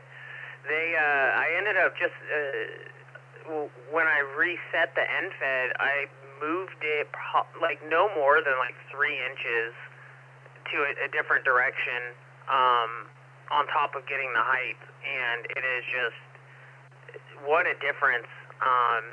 And yeah, I try to stick to the traditional polarization setups for antennas, but recently I've been kind of experimenting with random stuff, and it's really cool to see. I was really surprised to see how well the G5RV is working in that orientation when, they say an inverted V or a straight flat top is the best way to run that antenna. We'll see as time progresses. I don't know. The flat top V is working extremely well for me right now as well. And the last thing I wanted to say is I'm going to be building a kilowatt version of the NFED reset with copper clad wire for longer term use, more of a permanent installation, as well as being able to handle the power. But man, that super stealth wire you can get off Amazon is nothing to scoff at. That last storm, the tree that my antenna was in is like a 75-foot, 80-foot oak tree, and it blocks the field entirely that my antennas are in, and when that wind would pick up, I'm not even exaggerating, I couldn't see the field, the wind would pick up, that tree would bend over, and I could see the entire field. That's how much it was moving. And snapped the paracord holding the antenna up. Stealth wire is completely fine, didn't stretch it, didn't break it, didn't detune it. So anybody debating building an NFED, just pick up some of that super stealth stuff. It works really well. When I upgrade this, NFED's going to be the POTA antenna, because it's been through hell and back, and she's still holding strong. Yeah, what I use, I have my 80-meter doublet up at about the ends of it is about 110 feet, and I have it slacked out right now because of the wind, and the center of it's down around 85 feet. And yeah, what I use for that, if I didn't use the stuff, that antenna would be torn apart. I use a fiberglass block at my feed point, and then I use a tinned stranded steel. And yeah, that talk about no detuning or stretching. Get that through Wireman, and for longer wire runs like an 80-meter doublet. If I had any copper on there or anything else, it would just be stretched out and dropping all the time. But yeah, just like yourself, breaking the Dacron and even the Kevlar. I usually do the first 50 feet of where it passes into the tree. I'll do with Kevlar, and then my downhauls are with Dacron. Well, I just went on to PSK reporter and looked you up. It looks like in the last hour, primarily U.S., but you were heard in Hawaii, but it looks like a good continental and Caribbean coverage for you there. So good signal coming back on you. Love using PSK and the other reporters to see how people are doing.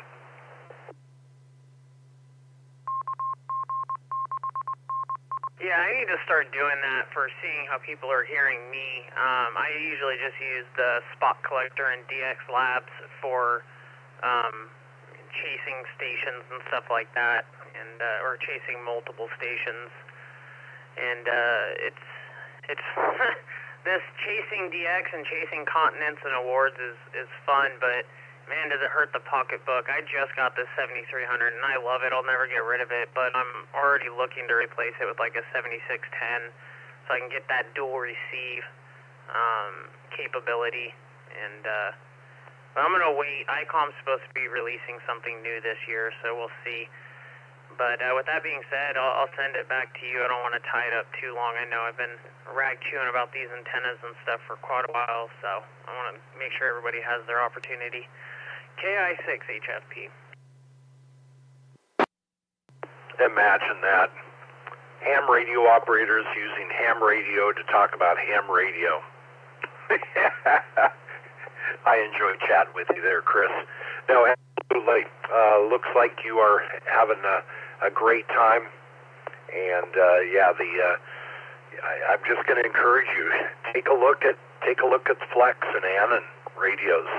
Once you start getting into some of the software noise mitigation, for example, I've been playing with Ether SDR, which has a broad neural noise suppression, and it just introduced a complete set of audio tools into the app itself.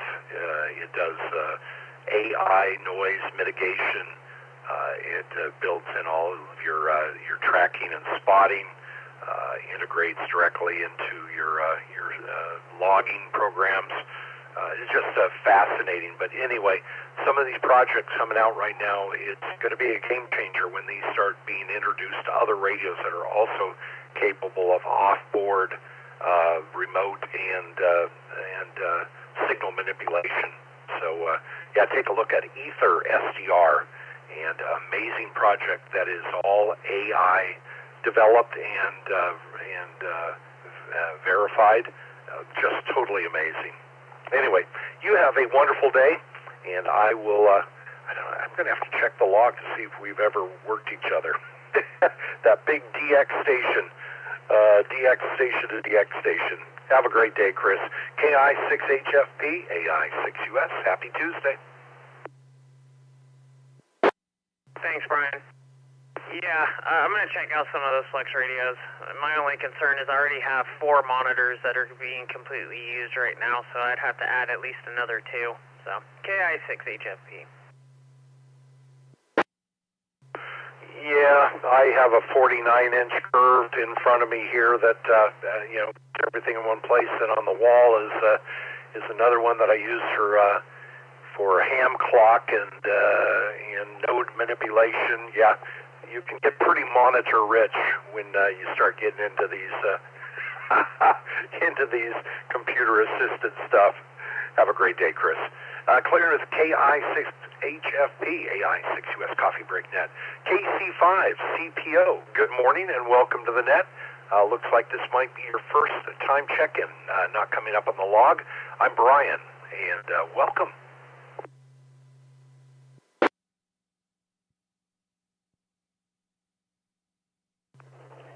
Hey, Brian. KC5 CPO, name here is Dave. I think I've checked in once before, but I mainly just listen. Love hearing all the rag chewing and learning new things. And so, anyway, I just thought I'd check in and have a long drive ahead of me yet. I started in North Central Texas, and checked in just north of that, and now I'm in Oklahoma, headed up to Arkansas for a a pastor's retreat. So anyway, looking forward to that. Well, it sounds like a good long road trip, and the great thing is you're not having to flip through code plugs and everything else. As long as you have a good cellular coverage, and some people with a StarLink Mini on top of their vehicle now, it just keeps you in touch with the groups that you enjoy hanging out with. Glad you're along with us for the ride today. Well, heading up to Arkansas, I think you said for a retreat. I hope the weather that we had last week, you're not deep into that. It looks like some your area there, you're probably headed towards where they've been having some pretty severe weather up there.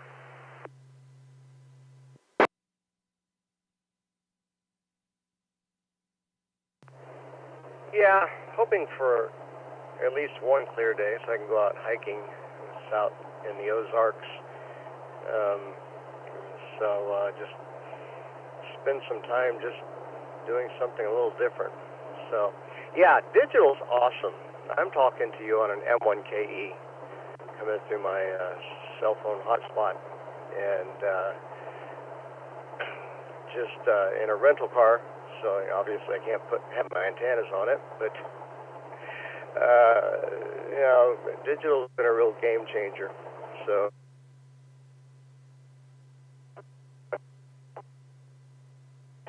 Talk about televisions and radios and all that.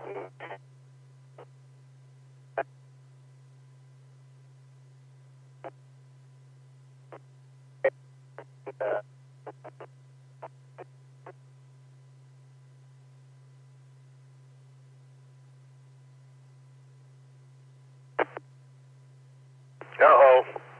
Looks like Dave drove into the cellular kill zone. Dave, I think you're dropping out of your cell coverage there. Let's see. You just finished up talking about digital, and then you started talking about something else, and then you disappeared, started packet loss. You got a signal again?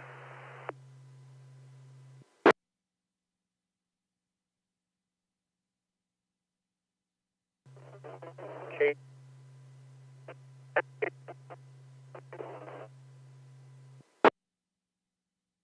Well, maybe throw that cellular phone up onto the dash or something. Quite a bit of packet loss. We're hearing sputters of your audio right now.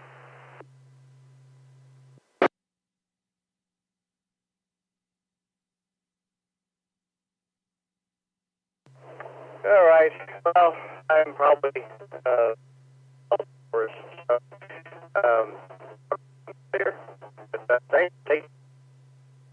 Enjoy listening to this net day.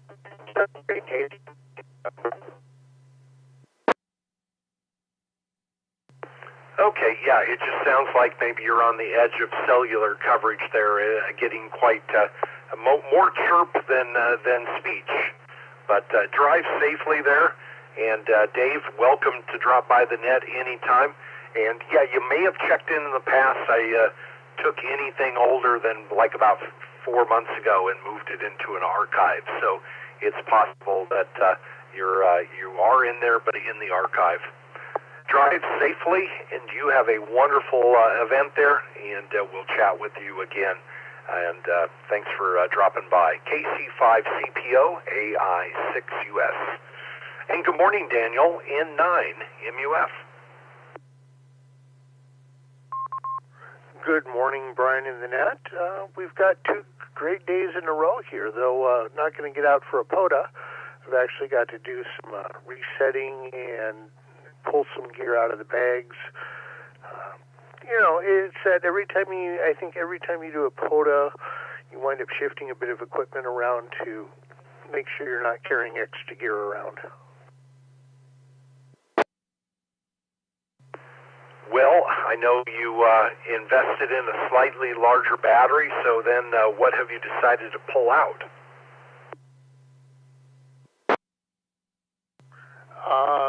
Headset, speaker, some of the antenna gear.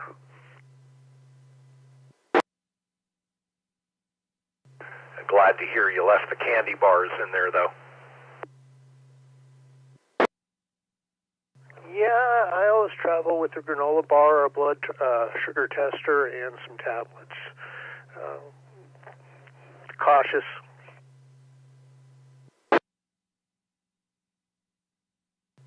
Well, very good. I thought I would share with you. I completely did a reload last evening on my Dell 3040 and got everything corrected. It seemed like there was maybe some error while installing part of the Allmon package seemed to have not been installed properly. So I did a complete from scratch reinstall last evening. Didn't get it finished up on time, so that's why you hear me on RF here. 4:30 this morning, I went, oh, I can't do this and take on the Coffee Break Net in a few hours. So, yeah, I found it didn't have anything to do with security or anything. It just was part of the package was not installed properly. So, the Dell 3040 just didn't, it's a smaller RAM version, the 8 gigabyte version, and so it isn't a ton to be running on. So anyway, I knew, you were probably not feeling too sorry for me as I struggled through my cutting my teeth on this Linux distro. But there we go. I'm really starting to get more comfortable with figuring out how Linux works. I've always worked, some forks that were developed for like the satellite industry, but basic commands, were not really needed. And so there we go. I'm a little punchy this morning, but I'm learning about Linux. Learning about Linux will do that to you, that's for sure. I've got a project here myself where I'm going to write a Python script to control an Alexa smart plug. There's an event that I trigger on that isn't part of the normal Alexa routines or anything of that sort, so I'm going to dive into that and do it myself. And I think that's the dangerous thing about getting involved with Linux is you start looking at it and going, yeah, I could write a script for that. Yeah, a couple years ago I bought some power control devices, and I had downloaded some scripts so you could run them off of your own local server rather than you could update the devices and then direct them to your server instead of sending them over to China. And so I picked up a bunch of those, and I was really having fun with the project, and now I found a bunch of them in a drawer, and I thought, are these going to go to the next ham swap meet, or should I try this project again now that I'm feeling a little more comfortable with Linux? So it looks like I have a follow-up project scheduled. That's the thing. Once you go down that rabbit hole, you'll always have one more project. When I wrote a Perl script to manage it when we were doing a digital activation, got the idea, bounced it off of Gabriel, and he looked at me when we were at the pub, and he said, "You're programming it in your head right now, aren't you?" And I said, yeah, I am.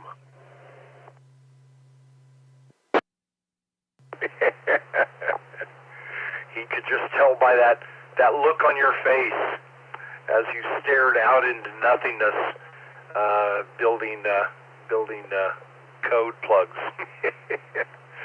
Oh, very cool. Well, I'm glad to hear that you guys had another successful outing, and it seems to be a really good call to get schedule your POTA events around these short sked CW events, and definitely, they just want contacts just like you do, and it gives you a short time to work, but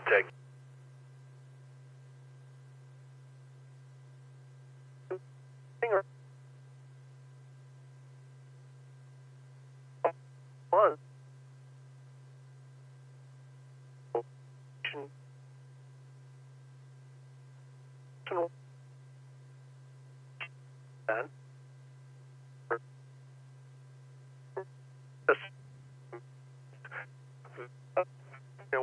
Issues. What I do is I split it to my earbud and split it to between my earbud and my cell phone, so that I can manage these people who are operating at 30, 35 words a minute.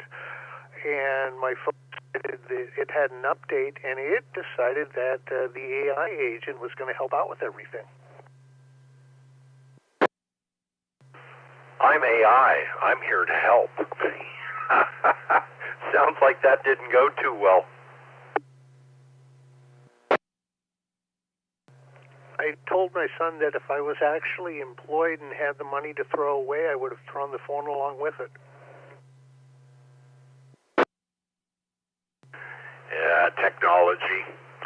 Well, yesterday I talked a little bit about Ether SDR. SDR, I wasn't sure if you had a chance to look at it yet, but I downloaded the latest version that has some sound tools built into it and just played with it briefly yesterday. It's going to be a deep dive. Unbelievable, the tools that are in there.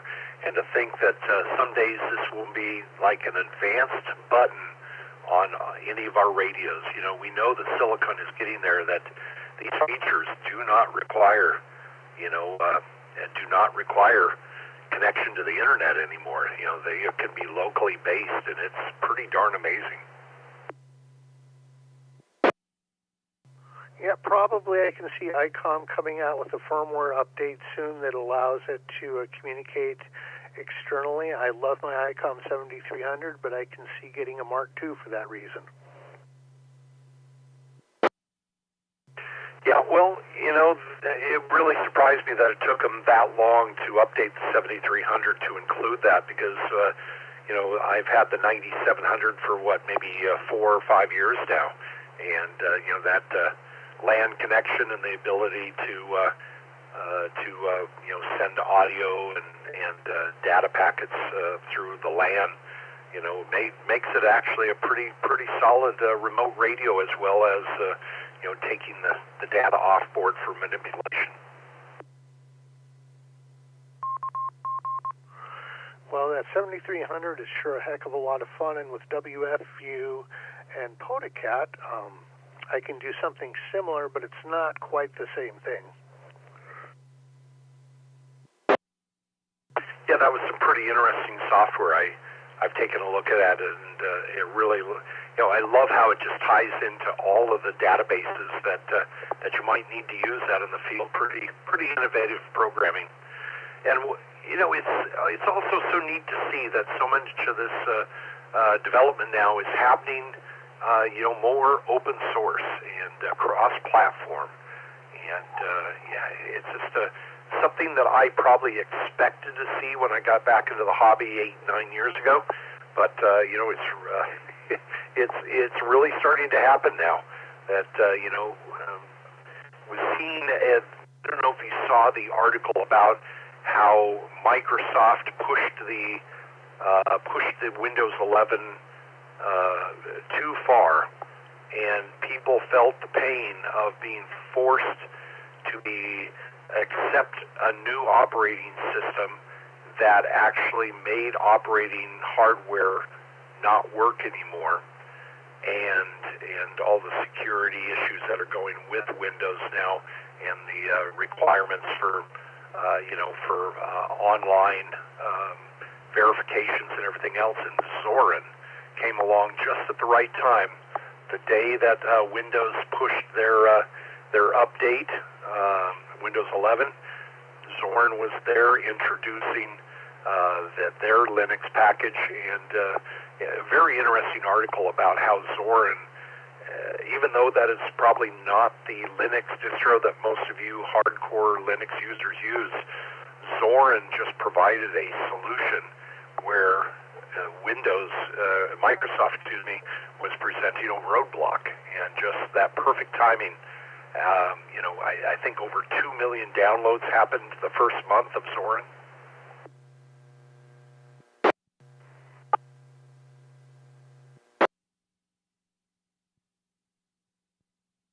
Well, I mean, that makes perfect sense, given how many people that I've seen say that Windows 11 was the final push I needed to get off of it. What I'd like to see is somebody come up an implementation of OmniRig on Linux. I see the biggest problem right now is certain pieces of software won't work with one or the other, either hamlib or OmniRig, and I wish that somehow people could drop that fight and just settle on saying, if we're going to do OmniRig, we should support hamlib as well, or we need a back end that supports a Linux back end that supports OmniRig. I truly think that we're getting to the point where open source folks are hearing the demand and solutions are coming out. Just seeing the short window of development, Ether SCR, and none of us had heard of it, 8 weeks ago. And now it is probably the most cutting-edge software package out there. It's pretty amazing when AI gets into the coding and validation. Throw a problem at it like, how can we make hamlib cross-platform? Somebody's going to do it, and it's going to shake things up. Well, that's the beautiful thing about hamlib is it already is cross-platform. It's OmniRig that is Windows only, and I've got about 3 or 4 apps that are, OmniRig or nothing. I'm sorry, I misspoke there. Yes, OmniRig. No, it's kind of interesting that, a hobby that is based in innovation and developing, our skills, radio, building projects and everything else would be primarily based on Windows. It made no sense to me when I got back into the hobby and found that, better have a Windows machine in the shack. But I got to tell you, I have a Dell laptop that still has many years to go, and it was running fine up until the last few updates, getting close to the Windows 11 transition. And that Dell laptop was not supported into that transition because one little chip was missing. And yes, I could have pushed a Windows 11 update on it that wasn't really official and supported, but it wouldn't have gained to be anything. And that was the one thing that pushed me to install Zorin. And I've now put it on 2 laptops. And once again, these laptops are snappy and doing the things that I need them to do. But, they're not interfacing with the software packages that I'm currently using for the Yaesu and for logging. So, there's still a gap there for amateur radio. But write it and they will come. That seems to be very much the case, but it's... I can't remember the name of the book. Eric Raymond, a friend of mine, is the author, and I cannot for the life of me remember the name of the book. But he talks about in that how you develop a quick tool and get it out there, and then opening it to open source, you wind up getting other people contributing, and it turns into kind of a stone soup situation, where you just get the idea moving and other people wind up contributing.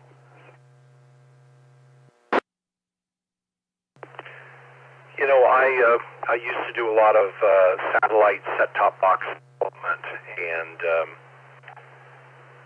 it was all pretty much a closed source. You had to work within the drivers, and they were very confined who had access to the drivers.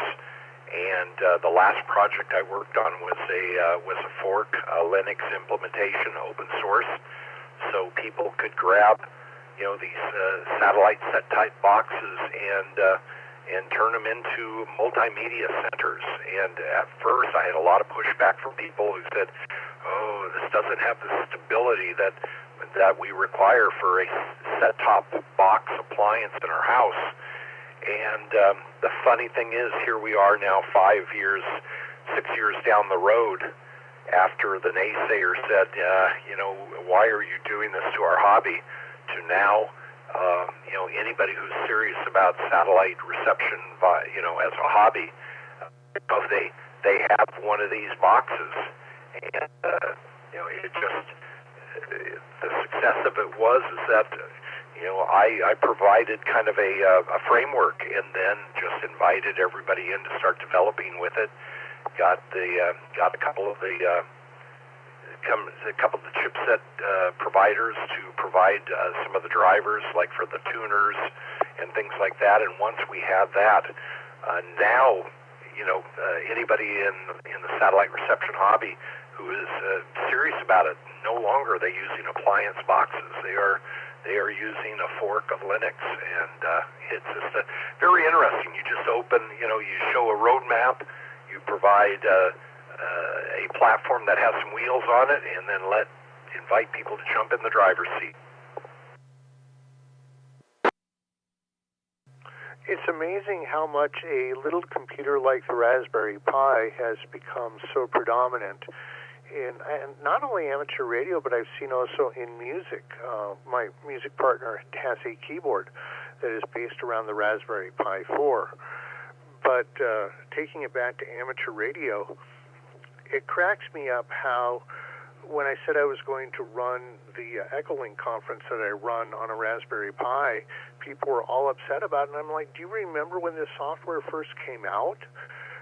What kind of computer it ran on? And we forget that a lot of the software that we do run in amateur radio originally started with much, much, much less computing power than we've currently got. Well, look what took us to the moon, right? Compared to what we carry around in our pocket and butt dial. Well, I better get moving down this list, but certainly we live in a very interesting age, and there's a lot of people out there. I love the smell of dust burning off of a tube, just like the other guy, and the warming of the shack, and the sound, the soft sound that comes out of tube amps. I love it. But, just the hobby and the availability of using software now to, control station function, remote access, and, just so many things. It's amazing. Well, anything else before I let you go there, Daniel? I hope you have a wonderful Tuesday ahead, and anything that you decide to take out of that POTA kit that you're wondering whether it's time to get rid of, let me know, and maybe it will go into my kit. Well, my son's not in the bag anymore. How much would you give for him? Oh my gosh, what would you do without your snow shoveler and leaf blower and lawnmower?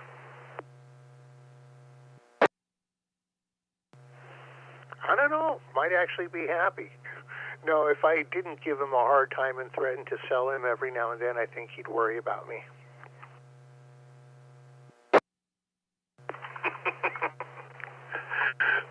I'm sure somewhere deep down inside you're a good father. In 9MUFAI 6US Coffee Break Net. Have a wonderful day, Daniel. 7-3 to you in the net, Brian. I expect to spend a good afternoon in Python, so we'll see how that goes. You all take care, and 9MUF. All right, good chatting with you. Let's see, good morning, Simone, K6DXN. You dropped another video. It looked like you guys activated a park, and looks like you guys had a fun activation. Hey, good morning, Brian. Yeah, I'm not sure which one you're referring to. I dropped about 4 or 5.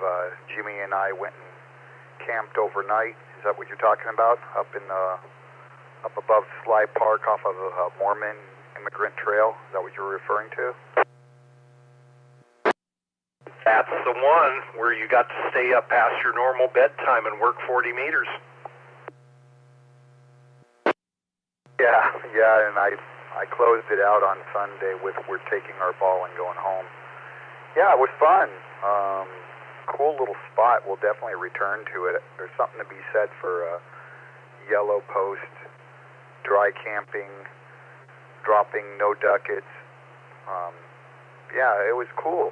We had a good time, just him and I, and JR stopped and visited us with his lovely other half, Carlene.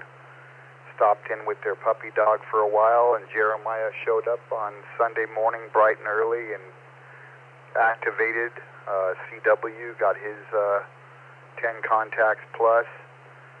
And yeah, 40 meters. I made Jimmy a believer of 40 meters. I just kept hearing that monkey song in my head, because he's always been kind of like, yeah, 40, yeah, but you know, he's never heard 40 go long, or you know, I don't think he had. So, and that's usually past my bedtime. So, yeah, it was cool. Just working. Well, we had his DX Commander up, and then we had my my 9-to-1 little pocket wind-up, random wire up on the POTA Explorer pole. And I hooked up my Zygu, made some contacts on that, 20 watts, and then Jimmy's like, hey, let's hook up your antenna to my 100 watts. I'm like, all right, let's do it. And yeah, we were getting contacts all the way coast to coast on 40, which is always cool. You know, under good, decent conditions, yeah, 40 meters can be a wonderful coast-to-coast in, you know, early evening hours. But, yeah, when it goes long, you know, I think a lot of people, their experience with 40 meters is during daytime activations. And, you know, then it's basically a cloud burner band. You know, you talk a couple states away, nothing great, nothing fancy. But then, you know, you get into the gray line and the evening hours, and 40 meters becomes, you know, for us on the West Coast, you know, it's a guarantee that you're going to hear Pacific Rim countries in there. Yep, it was fun. We activated 20, we activated 40, and then Jimmy played some FT8, and I crawled into my sleeping bag and just listened to what he was getting on FT8. Being that that's not really my thing. So, yeah, we had a good time. Brought the jet boil and had some donuts and coffee in the morning, and had a mountain house meal. I like keeping it simple, so that's what I did anyway. What do you know about? I'm putting together a little bag right now. That's what I've been doing since I've been listening this morning. I want to take a bag with me to Montana in lieu of taking my Pelican case or Harbor Freight version of Pelican. I'm putting together more of a range bag I had with the Zygu, and I know that you're only allowed to take a certain size battery on the plane, so my smallest battery I have is 15 amps, and I know that's not going to fly on the plane, and it's kind of bulky. So I'm looking at these Aramid. What do you know about these EREMIT, Aramid batteries? And they're really proud of them. They seem like they come out of Europe, because my phone's reading to me in a lot of other languages when I search for them. And they're all in euros. But what I like about them is the 6 amp is the one I'm looking at. The 6 amp Aramid, and it has the built-in power pole connector, which I really like, and I think that 6 amp I could at least throw in this range bag and bring with me to Montana. So what do you think? I'm going to throw it out there. I am not familiar with that brand of battery. You know, I do know that the largest, you can carry two batteries. Let's see, each battery could be 160 watt-hour per battery with a limit of 2 batteries. So, yeah, that's a bit limiting if you're going to be going up there and operating off it. So what would that be? 10 amp hour. So it looks like just a quick math here. 10 amp hour, 12 volt battery would be about the limit. So, you know, when you look at the prices, you might consider, you know, what is the price difference between something customized like that and just you know, limiting yourself to 2 10 amp hour batteries. Anybody out there? Aramid. 6 amp hour battery. Anybody have any knowledge or experience on those? Comment. Go ahead, comment. KN6OV here. Yeah, the last time I flew, it was 100 amp hour battery or 100 watt hour battery, I believe is what they said. So just under 8 amps is the maximum you can fly with. They confiscated mine at 10 amps, so they're KN6OV. 12. Well, I guess it depends.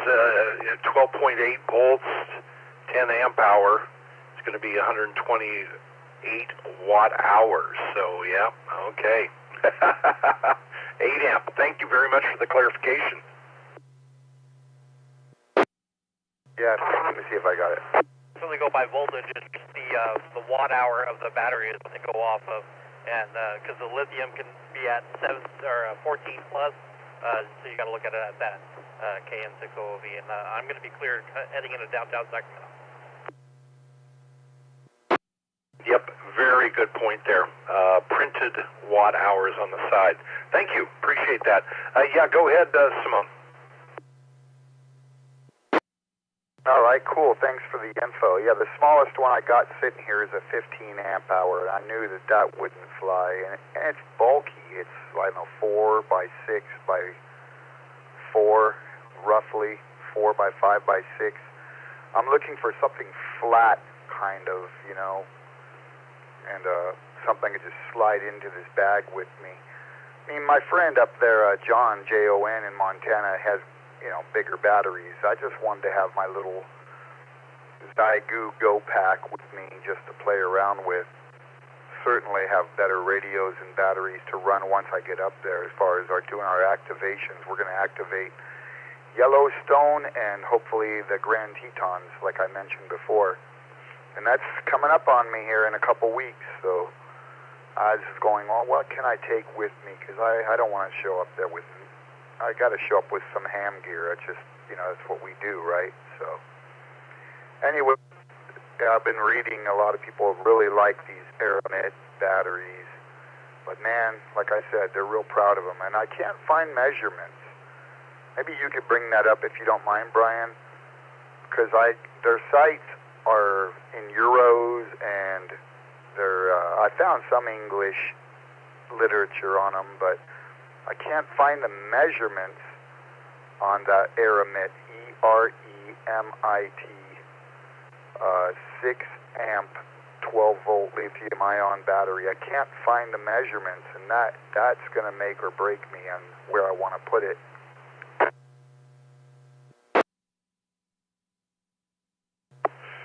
Well, you know, I'm looking at these, and I'm seeing most of them being sold out of Europe. I'm not even finding one. I'm going to do a quick shopping. Aramid. Yeah, okay. No, I'm trying to even find if they're sold in the U.S. And I am not seeing that they're even being sold by a supplier in the U.S. You know, maybe the easy route is, you know, you always want to leave a gift for a friend, you know, whether it be a gift card for their favorite restaurant or something like that on the pillow when you leave. Maybe you could just have an Amazon 20 amp hour battery shipped up to his address for arrival the day you arrive. You use it, and then, boy, what a wonderful gift to leave for your host. Yeah, he's got batteries. I just wanted to buy this so I have it, you know, not just to go there, but just a grab and go small battery that'll fit in the bag. He's got 30 amp. He's got a couple 30 amp Eco-Worthies with the battery boxes. We both built those, and yeah, I don't know. I'm just looking to spend money. That's what it is. Let's tell the truth here. But I'd like to have a nice little flat 6 amp battery or 8 amp battery that I can fit in this bag with the radio and for future endeavors as well. So, all right, Brian. Well, hey, I've taken up enough of your time. A couple egg timer turns, I'm sure. So, I'll let you get someone else. That's what I'm doing today, staying indoors. Started raining around 3 in the morning, had my window open, and I woke up and heard the rain coming down, and I usually get up around that time in the morning. 3 in the morning seems to be about my time to go do my thing anyway, so I will let you get to someone else, and thanks for watching my videos. And I did get the new pair of, that was with the Oakley Metas. All those videos I shot over the weekend were with the Oakley Metas, and the battery life is so much better. I mean, it's twice what my other ones were, as advertised. Yeah, and it's a good field of view as well. And, I know it just kind of tracks where you have your head pointed. But, for the most of the time you had your subjects, bordered on screen there, and it wasn't such a wide angle that it was, looking into a fishbowl. Some of the cameras that you see out there that are capturing stuff for YouTube, it's just a fisheye, and it's just kind of the vision, the image, has a lot of warp and droop on the edges. But I would say a stunning picture, actually. Hard to believe that a guy that is sight impaired is putting together pretty good-looking YouTube videos there. Just goes to show, it's all about the subject matter, and you're doing. I really enjoy. So Parks in the Dark, if you guys want to check out what Simone and the gang are up to. Anyway, hey, I just looked up on Amazon. I think there's a lot of options for things in that 6 to 8 amp hour, 12 volt range, lithium ion, LifeBoat 4 batteries, and it looks like there are Lifetime, which is pretty recognized as a decent battery. There's quite a few out there, so I don't know if I would get fixated on certain branding. Some of these, they're coming in very compact sizes. You might, I'm looking at one here that is it looks like about the size of a laptop battery, just very compact, and terminals on it, so you could drop whatever kind of connection you need. Anyway, you have a great day. As always, great to chat with you, and keep up. Here we go. Aegis, AEGIS, 12 volt, 6 amp hour, LifeBoat 4 battery, has a Anderson power pole on it for $41.99 US, sold in the US. AEGISbattery.com. Now that's not on Amazon, right? No, that is direct from the seller, AEGISbattery.com, and there it is. Nice little form factor, all ready to go, wired. It looks like it has a 2.5 millimeter round plug on it, as well as an Anderson power pole. Would you mind sending me a link when you get a second? Send me a link to my phone, if you don't mind, and I appreciate it. And have a great rest of your day, everybody out there as well. Kilo 6 Delta X-ray November. All right, very good. I think is that the 909 number? And 4.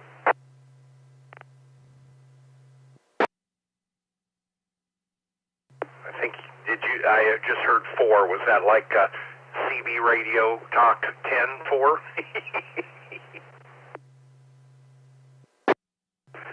Yeah, I was channeling my inner CB. Yeah, that was a 10-4. Thanks, Brian.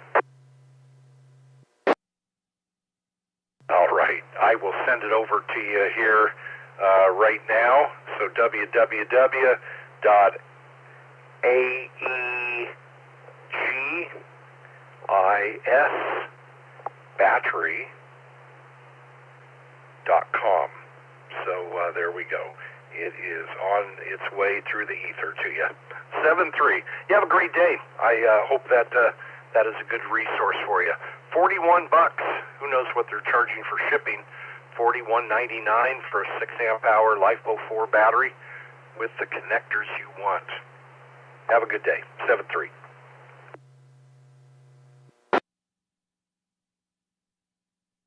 Good morning. Let's see if Ed is still there. He's regretting being put at the end of the list. Good morning, Ed. KB6ED.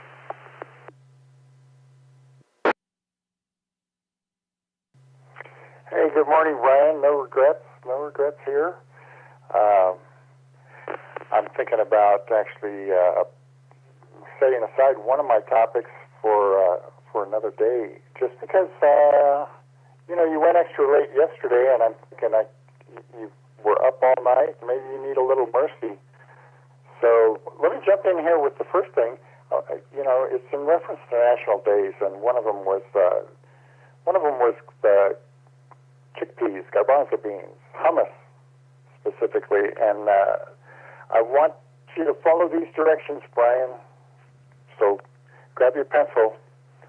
You're going to go to Costco, and you're going to grab. They have a 3-pack of pizza crust, and they have sauce in them. Toss the sauce aside, and then you're going to go stop by Trader Joe's and grab their pizza sauce in the refrigerated section. It's fresher pizza sauce, really delicious. Maybe you've had it, but anyway, you're also going to grab a red pepper hummus, just a little container of their red pepper hummus, and then you're going to need some mushrooms. You're going to need some olives, if you like those two things. Anyway, mozzarella cheese. Put that pizza crust down. Put some garlic, some chopped garlic. I just use the jar stuff. It's easy. Spread chopped garlic all over that pizza crust. Then put a layer, nice thick layer of that red pepper hummus on the pizza crust, and the Trader Joe's pizza sauce, and then your mozzarella cheese lightly. Don't over cheese it, and then your mushrooms and olives, and then pepper and salt or whatever seasonings. I like to put cayenne powdered pepper on top. Anyway, you bake it at 450, 8 minutes on the shelf without any kind of cooking sheet in between, and puts out a delicious crust, one that you can pick up with your hand. You're thinking, well, with that hummus on it, I might have to eat it with a fork, but nope, you can pick it up, eat it just like you would any other pizza, and it's going to blow your mind.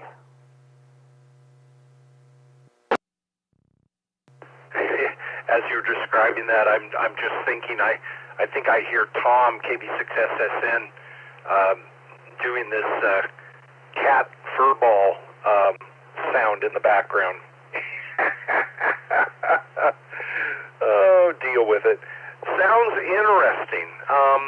Is this something that you came up with, or a recipe you ran across? It sounds like it's going to be a little hot for my taste, so I'd have to adjust the recipe a bit, but I'm sure you're going to respond, well, that's what gives it flavor. Comment.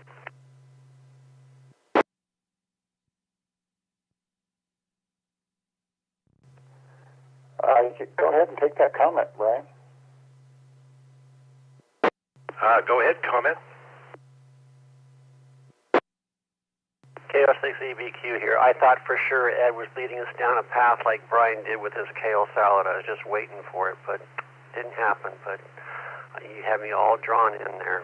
KO6EBQ. Yeah, the bacon and kale recipe. That's one of my favorites. No, Ed, this sounds like it could actually be edibly delicious. So tell us about the origins of this recipe.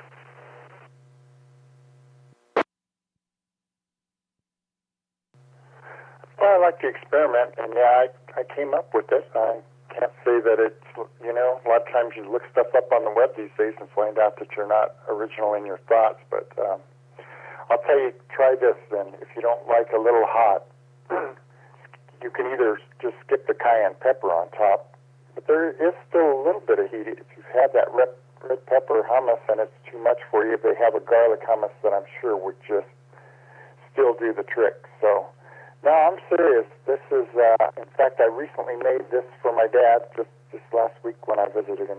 He was like, gotta write down that recipe, Ed. Gotta do that again. Can you do it again? Are you going to be able to do it again? That's funny, because Lynn is famous for making, just something like, oh man, this is awesome, let's have that again. She goes, oh, I don't remember what I put in it. Okay, a hummus pizza, I've heard it all.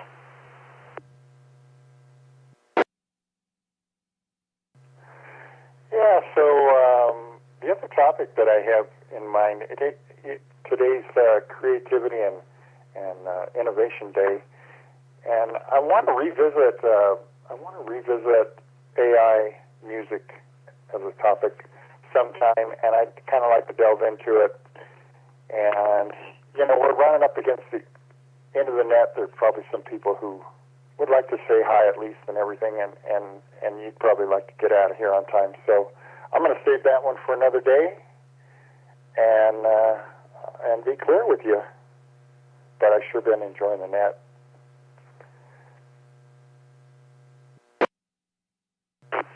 All right, yes, definitely. AI music, I think anytime that AI comes into the conversation with any of the arts, you know, it could be something as simple as digital manipulation of a photo, or you know, just taking something that is very simple in my mind that I cannot commit to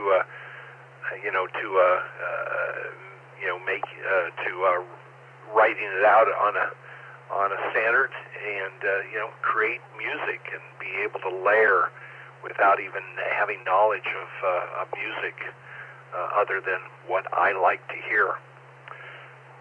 So very interesting. Yes, anytime that AI comes in and into discussion with any of the arts, is it an enhancement or is AI the artist and we are merely feeding the machine? Very interesting. Something, movies coming out right now with Val Kilmer. Quite a bit of discussion. Val Kilmer's AI presence in this movie. After his death, this movie is produced, and it's opening up quite a bit of discussion about you know, the likeness and you know, his estate's ownership of that likeness. You know, do you just become a 3D sample, and then your likeness is you know, licensed forever? We're interesting times we're in. So Ed, yeah, let's have that conversation, and I would like to take it even beyond music at some point.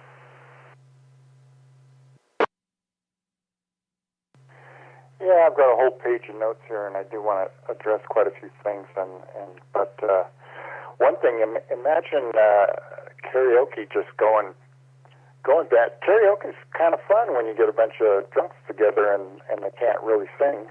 And what if you had an AI-enhanced microphone and everything that got sang into it either sounded like Celine Dion or was just, you know, perfect? That'd just be a sad state.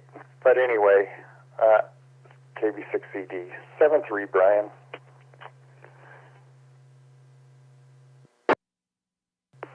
Well, hate to say it, but I think many of the artists that are charting right now, if you handed them a live microphone, you wouldn't want to hear the results.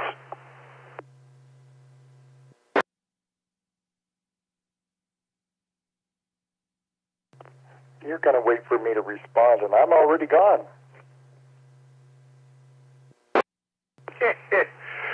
Oh, it's like Milli Vanilli on steroids. throw AI into the mix and let somebody loose on stage that has zero talent.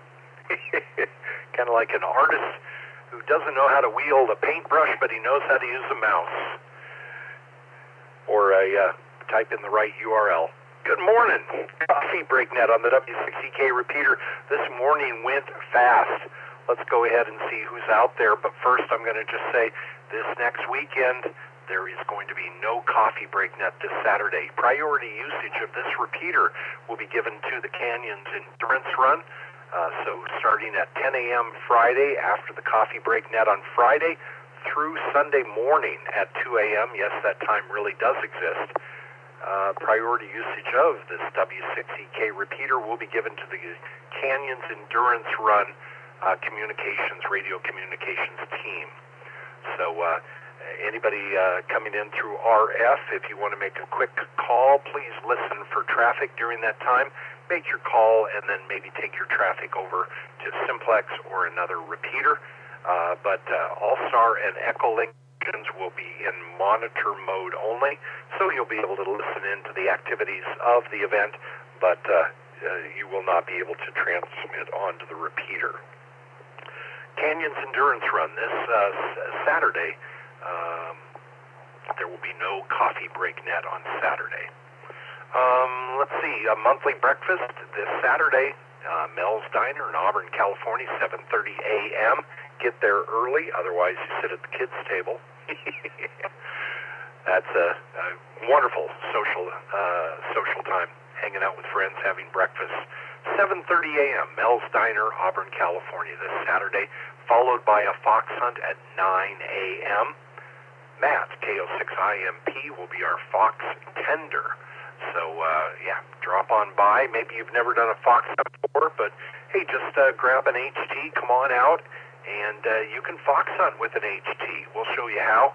And if you've never done a fox hunt before, ride along with one of the experienced fox hunters, and they will show you some of the techniques and see if you want to maybe come back and do it again on your own, and maybe even build up your own fox hunting gear.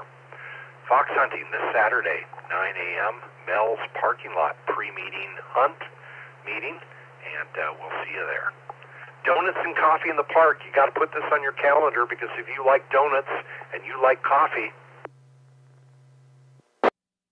then donuts and coffee in the park is for you. That's going to be Saturday, May 9th at 9 a.m. in Auburn, California. 9 a.m. at the Recreation Park.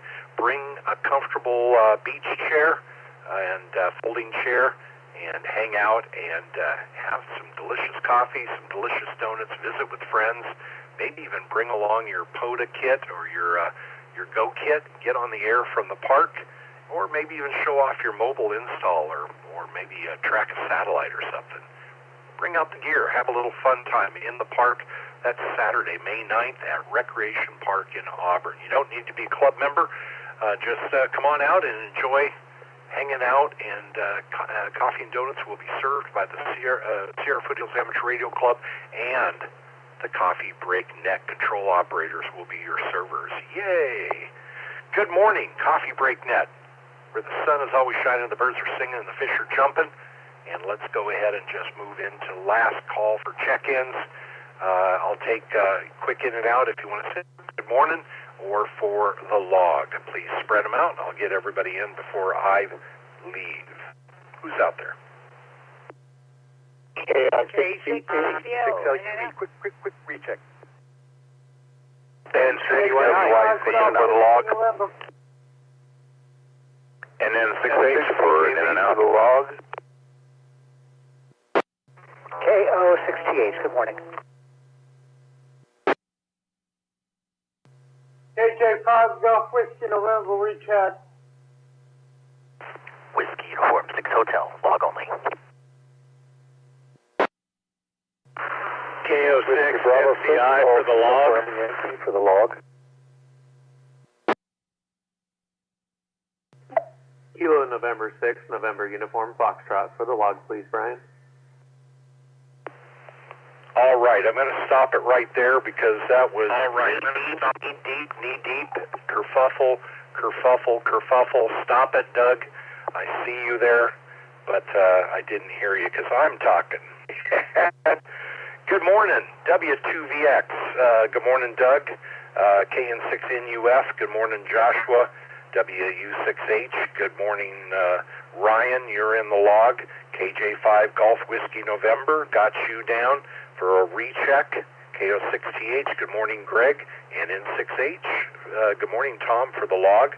N2DYI. Good morning to Patrick. K6DCL. Good morning to Dave. And let's see. I'm going to see who was coming in from the Orland Repeater, W6GRC. You came in and were part of a kerfuffle, but let's find out who you are and get you in the log here. Kilo Oscar 6 for Charlie, India. This is Chris and Chico for the log.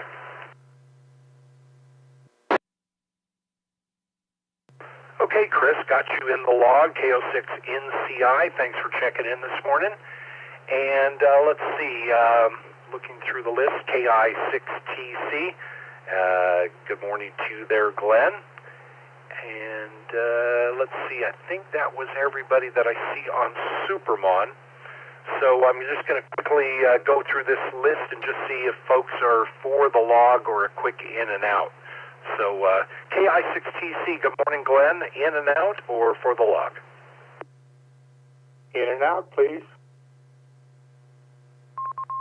All right, W2VX, in and out or for the log? For the log this morning, thank you. Good morning, Doug, and you have a wonderful day ahead. KN6NUF, good morning, Joshua. In and out or for the log?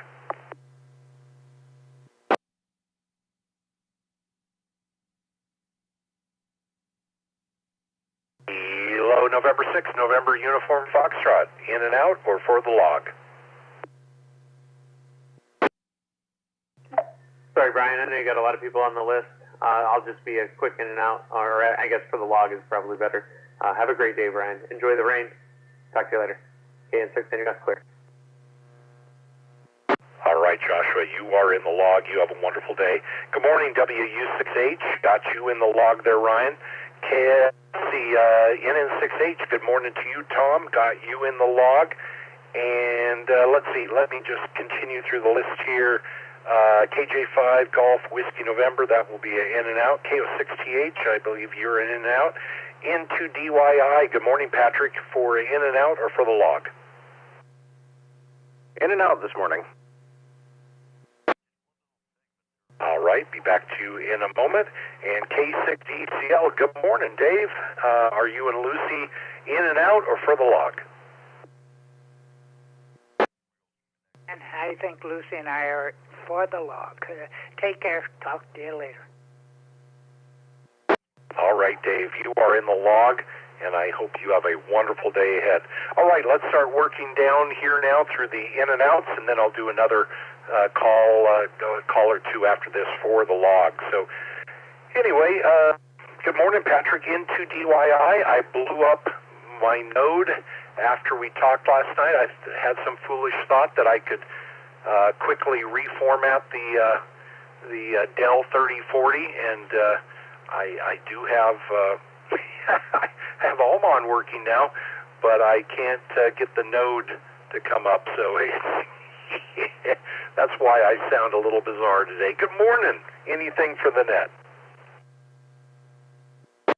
You know, after I heard you and after remembering that discussion, I was like, ooh, I wonder if he broke his node. Yep, I guess that's what happened. Good morning, everyone, from the land of early afternoon.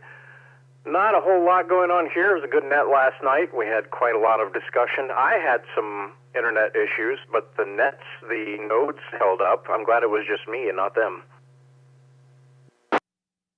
Yeah, that was very interesting. I had made a comment to Tom that, very solid, all the check-ins last evening. I think Tom was saying there was 192 stations connected at one point, maybe more.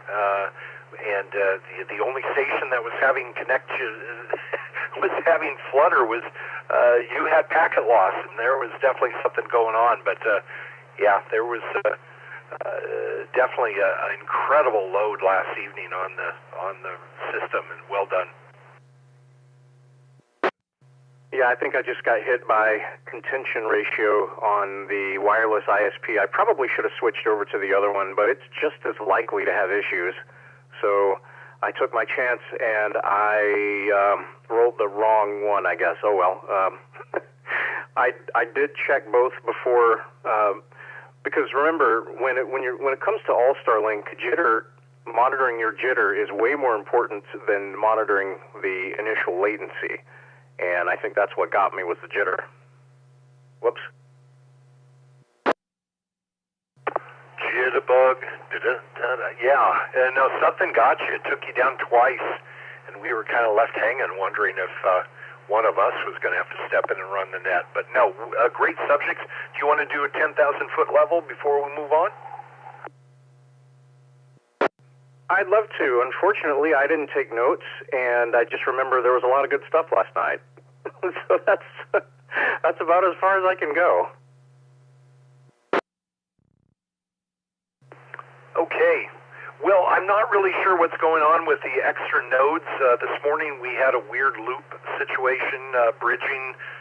It almost sounded like it was going through somebody's parrot node, but it wasn't showing up on any input, and it was just very odd. And all I can think of is somebody was in a parrot connected to one of these invisible nodes, but couldn't identify what it was. And the odd thing is the nodes that I normally see of yours are now no longer visible. So we're going to have an update so I can understand what's going on with our node. But very good. Yeah, great conversations, and I really appreciate you and Tom running the All Nodes Net. Well, after I got your text this morning, I verified that my nodes did drop from your repeater last night, as it's supposed to. I looked back in the log, and that's all good. So if there was a bridge, it wasn't coming through me, so I don't know where that would have been. Okay, yeah, your nodes were still visible as in transceive mode, and yeah, it was just very weird. It was like they were partially dismissed. They weren't acting the same way they were last night, but yeah. Thank you so much for setting that up. But 192 connected nodes and pretty successful. I think that is a great success. Well, anything else for the net this afternoon for you? I guess the only other thing I have is Mom yesterday got one of those RF ablations. She gets those about once, maybe twice a year. She's getting another one in a couple of weeks on the other side of her back to deal with nerve pain. And we think they may have overdid it a little bit. So now she's having issues walking. So she has a cane, and she's just having to be really careful. So hopefully that doesn't last a few months. Oh, I hope that nothing serious happened. Yeah, things like that you're fixing one thing and to have a serious issue like this develop. Sorry to hear that. Please give her our best and wish her a quick healing on that. Will do. Just having to do a little bit more around here, which is fine. That's, part of being here, I guess. Now they, I'm sure, want me to go home even less than they already do. And then she's really pretty loud about not wanting me to go back for so many reasons. Anyway, have a good one. I'll catch you tomorrow. AI6US into DYI73. Baby's back home. Not going to let baby leave home again. Into DYI, AI6US. You can slap me later. 7-3. KO6TH. Good morning, Greg. Good morning, Brian. Good morning, everyone. Greg, KO6TH. Long morning this morning. I won't hold it too much. Just wanted to say hi and get checked in. Keep my numbers up. Today is a little more work on the stuff for the sailboat, and got some errands to run as well. So it's going to be a busy day, but that's the whole idea, is just stay vertical. And then tomorrow night, is the in the shack, and the phone is ringing. I'll let it back to you, KO6TH. All right, yes. And fourth Wednesday of each month in the shack on the Zoom room. Greg, KO6TH, is the Zoom host for that. So join us in the shack tomorrow evening at 7:30 p.m. Pacific time. So, yeah, Greg, have a wonderful day if you hear me in the background. KO6TH, AI6US. Recheck, KJ5, Golf Whiskey November. Good morning, Will.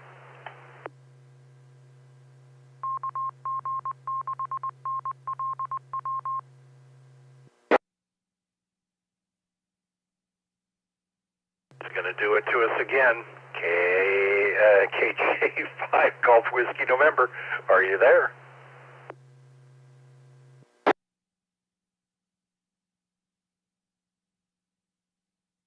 Oh, nothing like asking for a recheck and being gone the second time. Elephants never forget, but I will. KI6TC, good morning, Glenn. What do you have for us this morning? Well, I just have to jump in here and comment about Edward's cooking. He is a master chef. He is very creative, and the pizza that he's talking about is just one of my favorites that he creates, and I'm ready for it again. That was my comment that I missed jumping in while he was talking about it, but anyway, I'll have a good day and be blessed. KI6TC. So where did he pick up those, are they cooking skills or baking skills or both, and where did he inherit those from? It seems like your daughter got blessed with that gene as well. Oh, I'm actually cooking is a hobby with me just as much as ham radio. I love to cook. I enjoy eating. Well, I enjoy eating too. Now, I'm a great baker. I'm not the best cook, but I am an excellent baker. So that's why I was kind of wondering if there was a differentiation there. Well, you have a wonderful day there, Glenn. Thanks for checking in this morning. And, yeah, with your vote, I feel a little more assured that I want to try this sometime. Have a wonderful day. KI6TC, AI6US Coffee Break Net.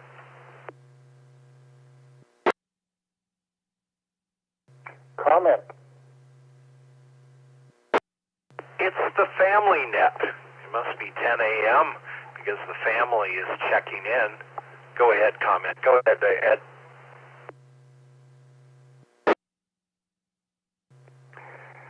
You know, when you just eat a totally saturating meal that fills your belly to the extreme, and you don't even want to think about food. You're just sick of food.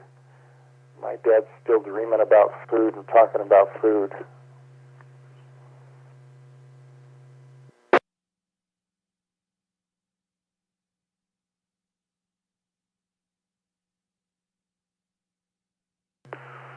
All right, yes, all we have to do is start talking about food and everybody comes out of the woodwork. All right, anything else there, Ed?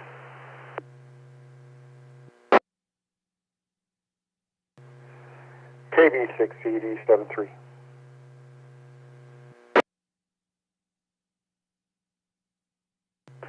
All right.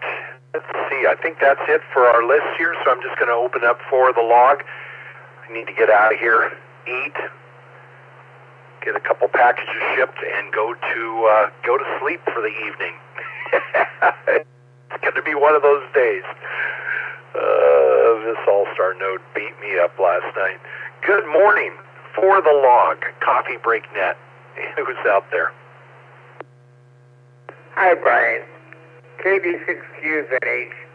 For the log, to remind me to tell you something tomorrow when I check in. Peter Elk Grove. Hello, Brian. Kilo, November 6th, Sierra, Lima, November for the log here. Good morning, Brian.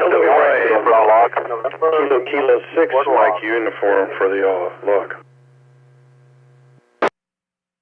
All right, I am going to stop things right there because we have 10 people deep and somebody's transmitting on top of me right now. So I'm going to stop it right there. Get this under control. KK6MU, I believe it is, Kilo 6 Mike uniform. I believe that's you trying to check in. Name and location. Mike in El Dorado Hills.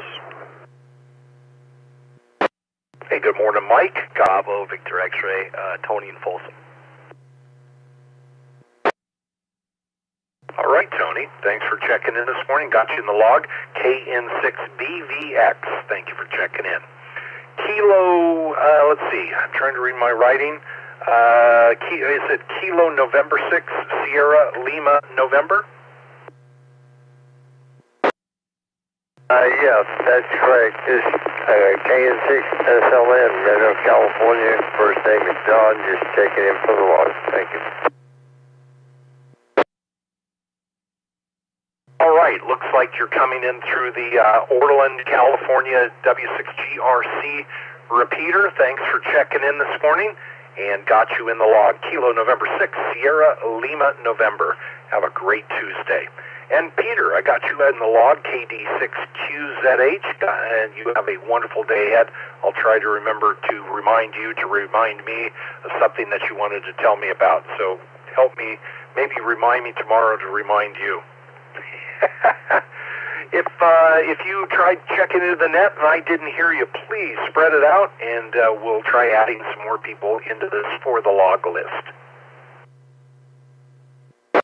KO6IJ for the log. VYZ for the log. Number 6EKV for the log. N6FMD for the log. Steamed eggs. Whiskey Bravo 3, Charlie Sierra Yankee. Thanks, Brian.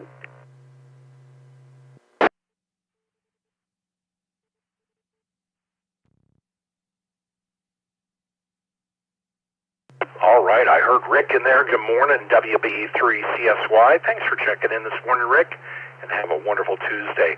KB7DFP and your steamed eggs. Ken, thanks for checking in. Good morning, Jimmy. N6FMD got you in the log. Happy Tuesday to you. And good morning to Carl, N6CKV. Great to have you drop by this morning and have you in the log. And good morning, KO6IHJ Larry. Got you in the log as well. Happy Tuesday. And a station ending in Zulu. You doubled in there? Let me get you in the log. Station ending in Zulu, please. N6WYZ. Good morning, Brian.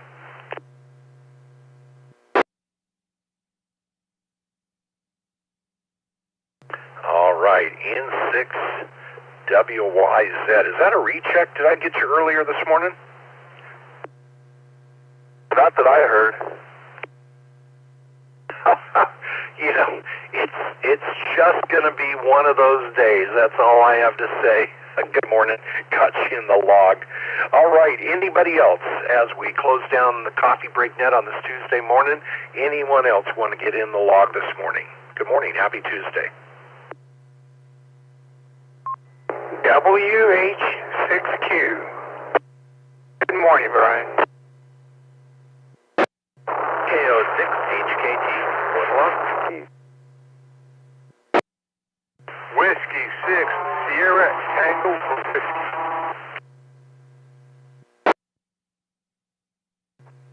K4 Lima got Whiskey Bravo 6, Golf Uniform Yankee.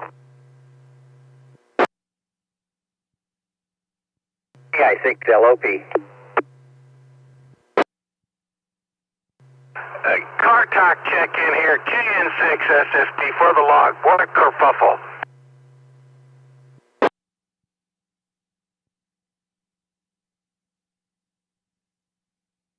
All right, KN6SSP. Good morning, Art. Yeah, what a kerfuffle it is. I'll get back to you in a moment for your contact. KI6LOP. Good morning, Russ. Got you in the log. Joel, I just heard, I heard GUI, and I think that's you. Joel, is that you? Roger, roger. Full call, please. Whiskey, Bravo 6, Golf, Uniform Yankee. All right, thank you very much, Joel. I heard GUI, and I knew it was Joel, but kind of lost me on the prefix there. Thanks, Joel. Have a great day. K4LGI, Sam got you in the log. You have a wonderful day, and thanks for checking in. Let's see. Trying to read my handwriting. I think that was a 5T, no, a 6 STW maybe. Let me double check. 6 STW. Sorry. Maurice, good morning. I was kind of lost there. Is that you, Maurice? Yes, it is. W6STW. Have you in the log. Thank you very much. Got you down, and you have a wonderful, wonderful day ahead. And let's see. Sorry about that. KO6 HK. Was that HKT? Is that you, Colin? That's me, Brian, KO6 HKT. Good morning. And good morning to you, Colin. Great signal coming into the repeater, so thanks for checking in this morning. And WH6Q, good morning, Jim. Got you in the log as well. Okay, did I miss anyone in the last round? You know, if I didn't, I would be surprised. That was one heck of a kerfuffle.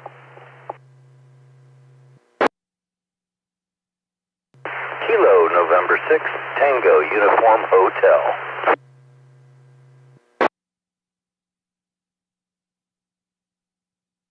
Todd, it's been forever. Hope all is well with you. K6TUH, got you in the log. Anyone else? Kilo Delta 6, November. Thanks, Brian. All right, 2 stations doubled in there. Try it again. Spread it out, please.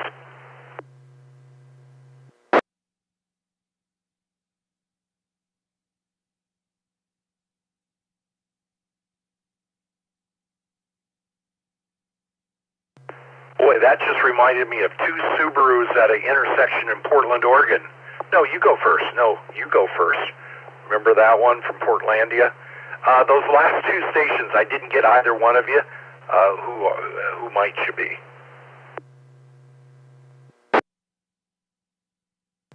Kilo Delta 6, Hotel Oscar, November. Thanks, Brian.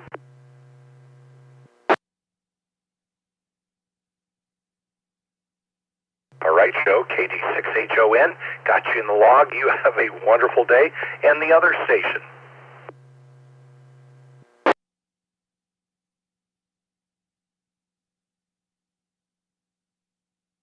We will never know, will we?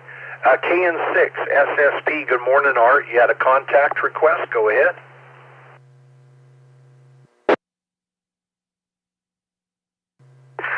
No, Brian, I was just goofing off. Oh, good old car talk. I was talking to Dan earlier on a Toyota he was working on.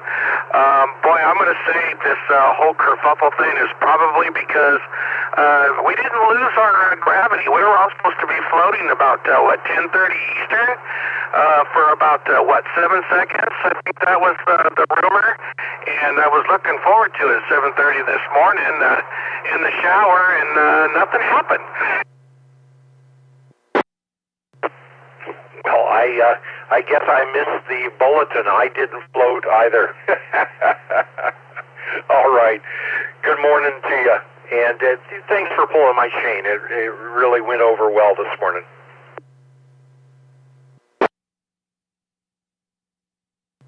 Yeah, no problem. You know those things. What do you have on this day? Things for today. That was one of them where we're supposed to, I guess, 2 black holes were supposed to collide and we're supposed to lose gravity for 7 seconds. It's a TikTok thing, It's good to laugh about, but not much more than that. Have a good day, Brian. Glad I could entertain you. KN6 SSB clear, 7-3. Beam him up, Scotty. You have a wonderful day there, Art. Hey, let's see if NN6H, Tom, if you're still there. I thought when you checked in you were for the log. Tom, NN6H, if you're still there. Yeah, good morning, Brian. Yeah, NN6H. I had put in just for in and out, but you got so many stations I didn't want to confuse you and extend your time. The time is yours. Go ahead. Well, I was just going to do an anecdote here of when I was going to college and stuff. I worked for in high school. I worked for a electronics company or a parts company that sold parts to the consumers and stuff. And so we had a row of tube testers in the front of the store. And so you open the store on Saturday morning, and you have all these people lined up, with bags of tubes to test. One person came in and was testing all the tubes and stuff like that. And then he turned to walk towards the counter, and bumped into somebody, dropped the tubes, and they all, broke in this plastic, paper bag. Comes up to the counter, and I kind of felt sorry for him, and he described what his TV was doing, and I said, well, it sounds like you have a fuse that's burned out. And so I ended up giving him the tubes at a discount, but that was an expensive test for him. And then you just think about, because most of us, read off of the tube what the tube was. So I imagine he was kind of trying to figure out what tubes needed to be replaced, unless he had a list of the tubes that he normally had. Oh man, that would have been a mess, and it wasn't even the tubes. You should have sold him the CRT booster. Yeah, we actually had those CRT boosters, and they actually did work. They actually did extend out the life. One other little story that I used to also work for a shop that repaired TVs.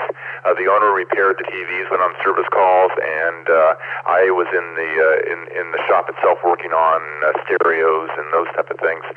But his philosophy was he'd go out to a site, to a customer, and he would have his whole big box of tubes and stuff, and he would start substituting tubes in the TV set until he found the one that was bad, and then he would charge the customer for all the tubes that he put in. Man, the good old days. I guess it just goes to show you don't need to be a roofer to be a scam artist. Well, his philosophy was once he put the tube in there, it was used, and so he couldn't resell it, so he had to charge the customer for it, which I didn't agree with. So I never did the house call stuff. I always just did we had a contract for a lot of the stores like Macy's and different companies to do all the warranty repair stuff, and so that actually earned me enough living for college. That's pretty crazy, though, that they would that he would do that. That's I guess if you don't know how to troubleshoot, it's kind of like Art, working on a car and just he has an ignition problem, so he starts at the exhaust and works forward. Not super ethical. You would think he would have had a box of tester tubes if he didn't have the proper way to test anyway. That's crazy. Well, good morning to you. Sorry about that misunderstanding earlier. I could have sworn you said for the log. That's how I had written you down, and did not intend to cut you out of the conversation. Great story. Thank you. All right, well, thanks for doing it, Ed. Yeah, good net this morning, and get some sleep there. Yeah, what I usually do, I usually find when I work on a project like that if I stay up and go longer than I should, I basically make mistakes, and then you wake up the next morning, and then all of a sudden you get an aha moment, and then the problem gets solved. So hopefully that happens to you. Anyway, thanks for doing the net. AI6US and N6H. Amen. I heard you there, great, and I'll throw it over to you. Yeah, the one great thing is I now have Almon showing up on my other computer. I just cannot get into and work on through the cockpit and everything else. Cockpit shows up, but it's pretty crazy. Anyway, it's all permissions. I know it is, and it did get rather blurry around 2:30. Graydon, go ahead. You know, you got my brain thinking about the days of our youth. And you and I grew up in very similar environments, both had moms as school teachers and same experiences. But, you know, and I'm sure you did this too, but I'd be down at the tube testing rack in the grocery store, and I'll just throw out an example. A 6A US tube, pretty common tube. You know, I'd throw it in there, I'd be testing it, and it would come up to 50%. A real problem. Get a little warmer, and come up to, hey, Gerry, y'all have a great day. Everybody on the net, come out to Potapalooza. But it wouldn't quite make it. 7-3. But as I got more familiar with tubes and got more familiar with the tube tester, I'd say, well, you know, it's weak. But what happens if I reach over to the filament voltage switch and I turn that up to 7.5 volts rather than 6 volts? And then you'd see the big jump in the gain. Or you'd reach over and change the grid or the plate adjustment. The only one you didn't want to change was the connection switch.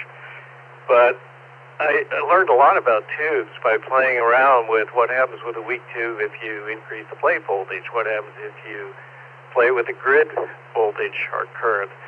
So I'm sure you did the same thing, Brian, but you could take the old tubes and you could learn a lot until the store manager came up and said, what are you doing to my machine?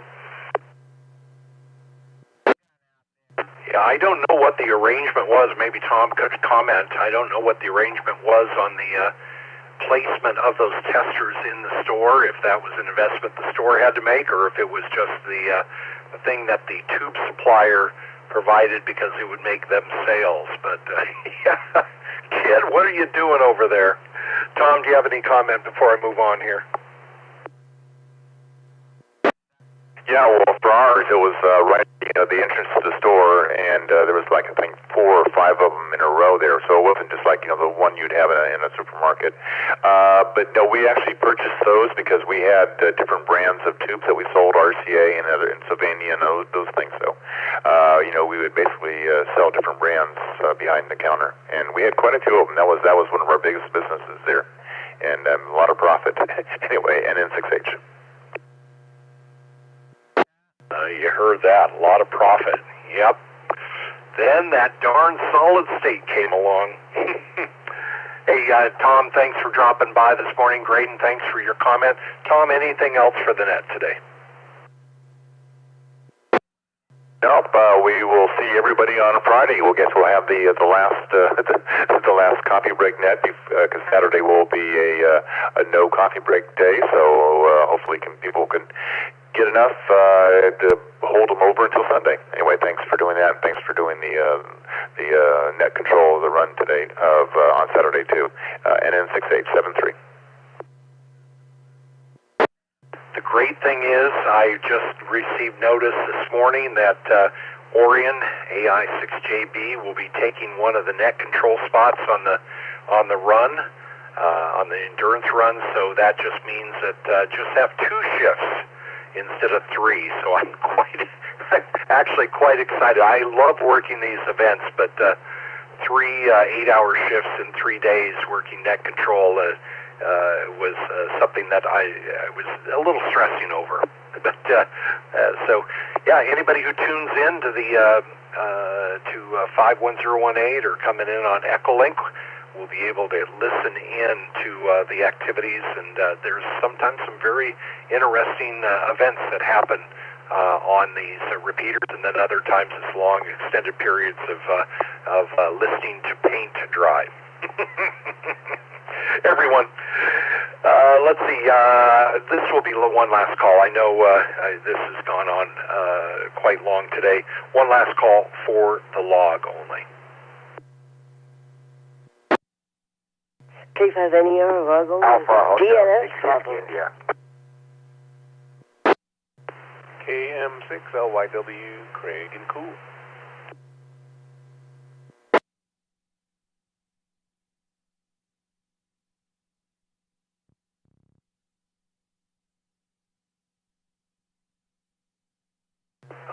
right. Good morning to Craig over in Cool, KM6LYW. You stay dry and cool. Got you in the log. Good morning, Henry WH. Let me get that call right. WH6Q. I'm sorry, that's Jim. Good morning, Jim. I did get you earlier, and you are in the log. And good morning to Noel, K5NER. Noel, you are in the log as well. Anyone else for the log as I shut down the Coffee Break Net on this Tuesday morning?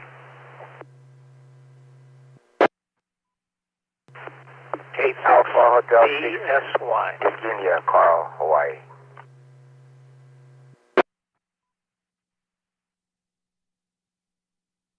All right, we had 2 stations in there. I got you there, Jeff, K6BSY. Got you in the log. Have a great day ahead. And there was a station checking in through Jim's node from Hawaii. Call sign, and I'll get you in the log.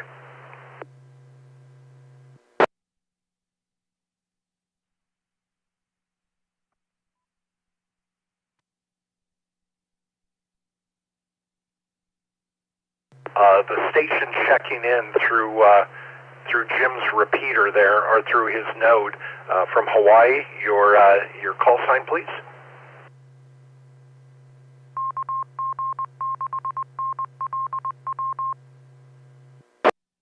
That was pulling my node up, Brian. It's probably somebody on the 14678 repeater there on NIA on the ridge.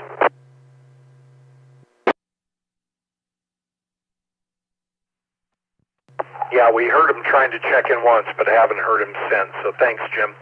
All right, so with that, I'm going to go ahead and close up the Coffee Break Net for this morning. Everyone, thanks for checking in this morning, and always a pleasure to have you stop by.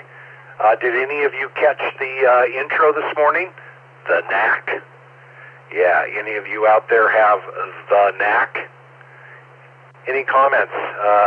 Please share them with me. You enjoy the openers, or are you even awake at that point?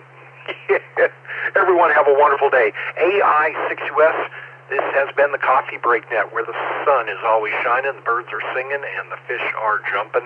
This net, of course, is sponsored by the Sierra Foothills Amateur Radio Club. We're here every day of the week, except next Saturday, 7:30 a.m. to 10 a.m. Pacific Time. That's 14:30 to 1700 UTC. And just a reminder, we will be back tomorrow morning, and more conversations. Thanks for having great conversations this morning, and it's always a fun net to hang out and be part of. I'm Brian, AI6US, and returning the W6EK repeater and connected repeaters and nodes back to normal operation.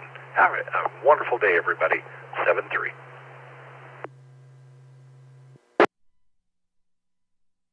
WB3CSY, Brian, I love those introductions at the beginning. The one today was great. And also I loved your comment about Portland, Oregon. You go. Oh, no, you go. No, you go. My youngest son, Ryan, lives out there with his wife and our 5-year-old grandson, Ben. And the first time we were out there, I saw that happening live. And Ryan said, yeah, these people don't pull out in the intersection to turn left at waiting for the light to be able to turn. They just sit back at the back of the intersection. So it was funny. I also learned at Portland, 40% of the cars are Subarus, another 40% are Teslas, and the rest of the brands are what's left. WB3CSY. You know, I got to say, Portlandia, probably one of the best comedies ever made. Probably people will argue with me on that one, but, for dry humor and capturing the essence of a city, especially living there, a lot of people go, oh, that was a strange show. But if you lived in Portland, that show just amplified what happens there. And yes, they polite each other to death.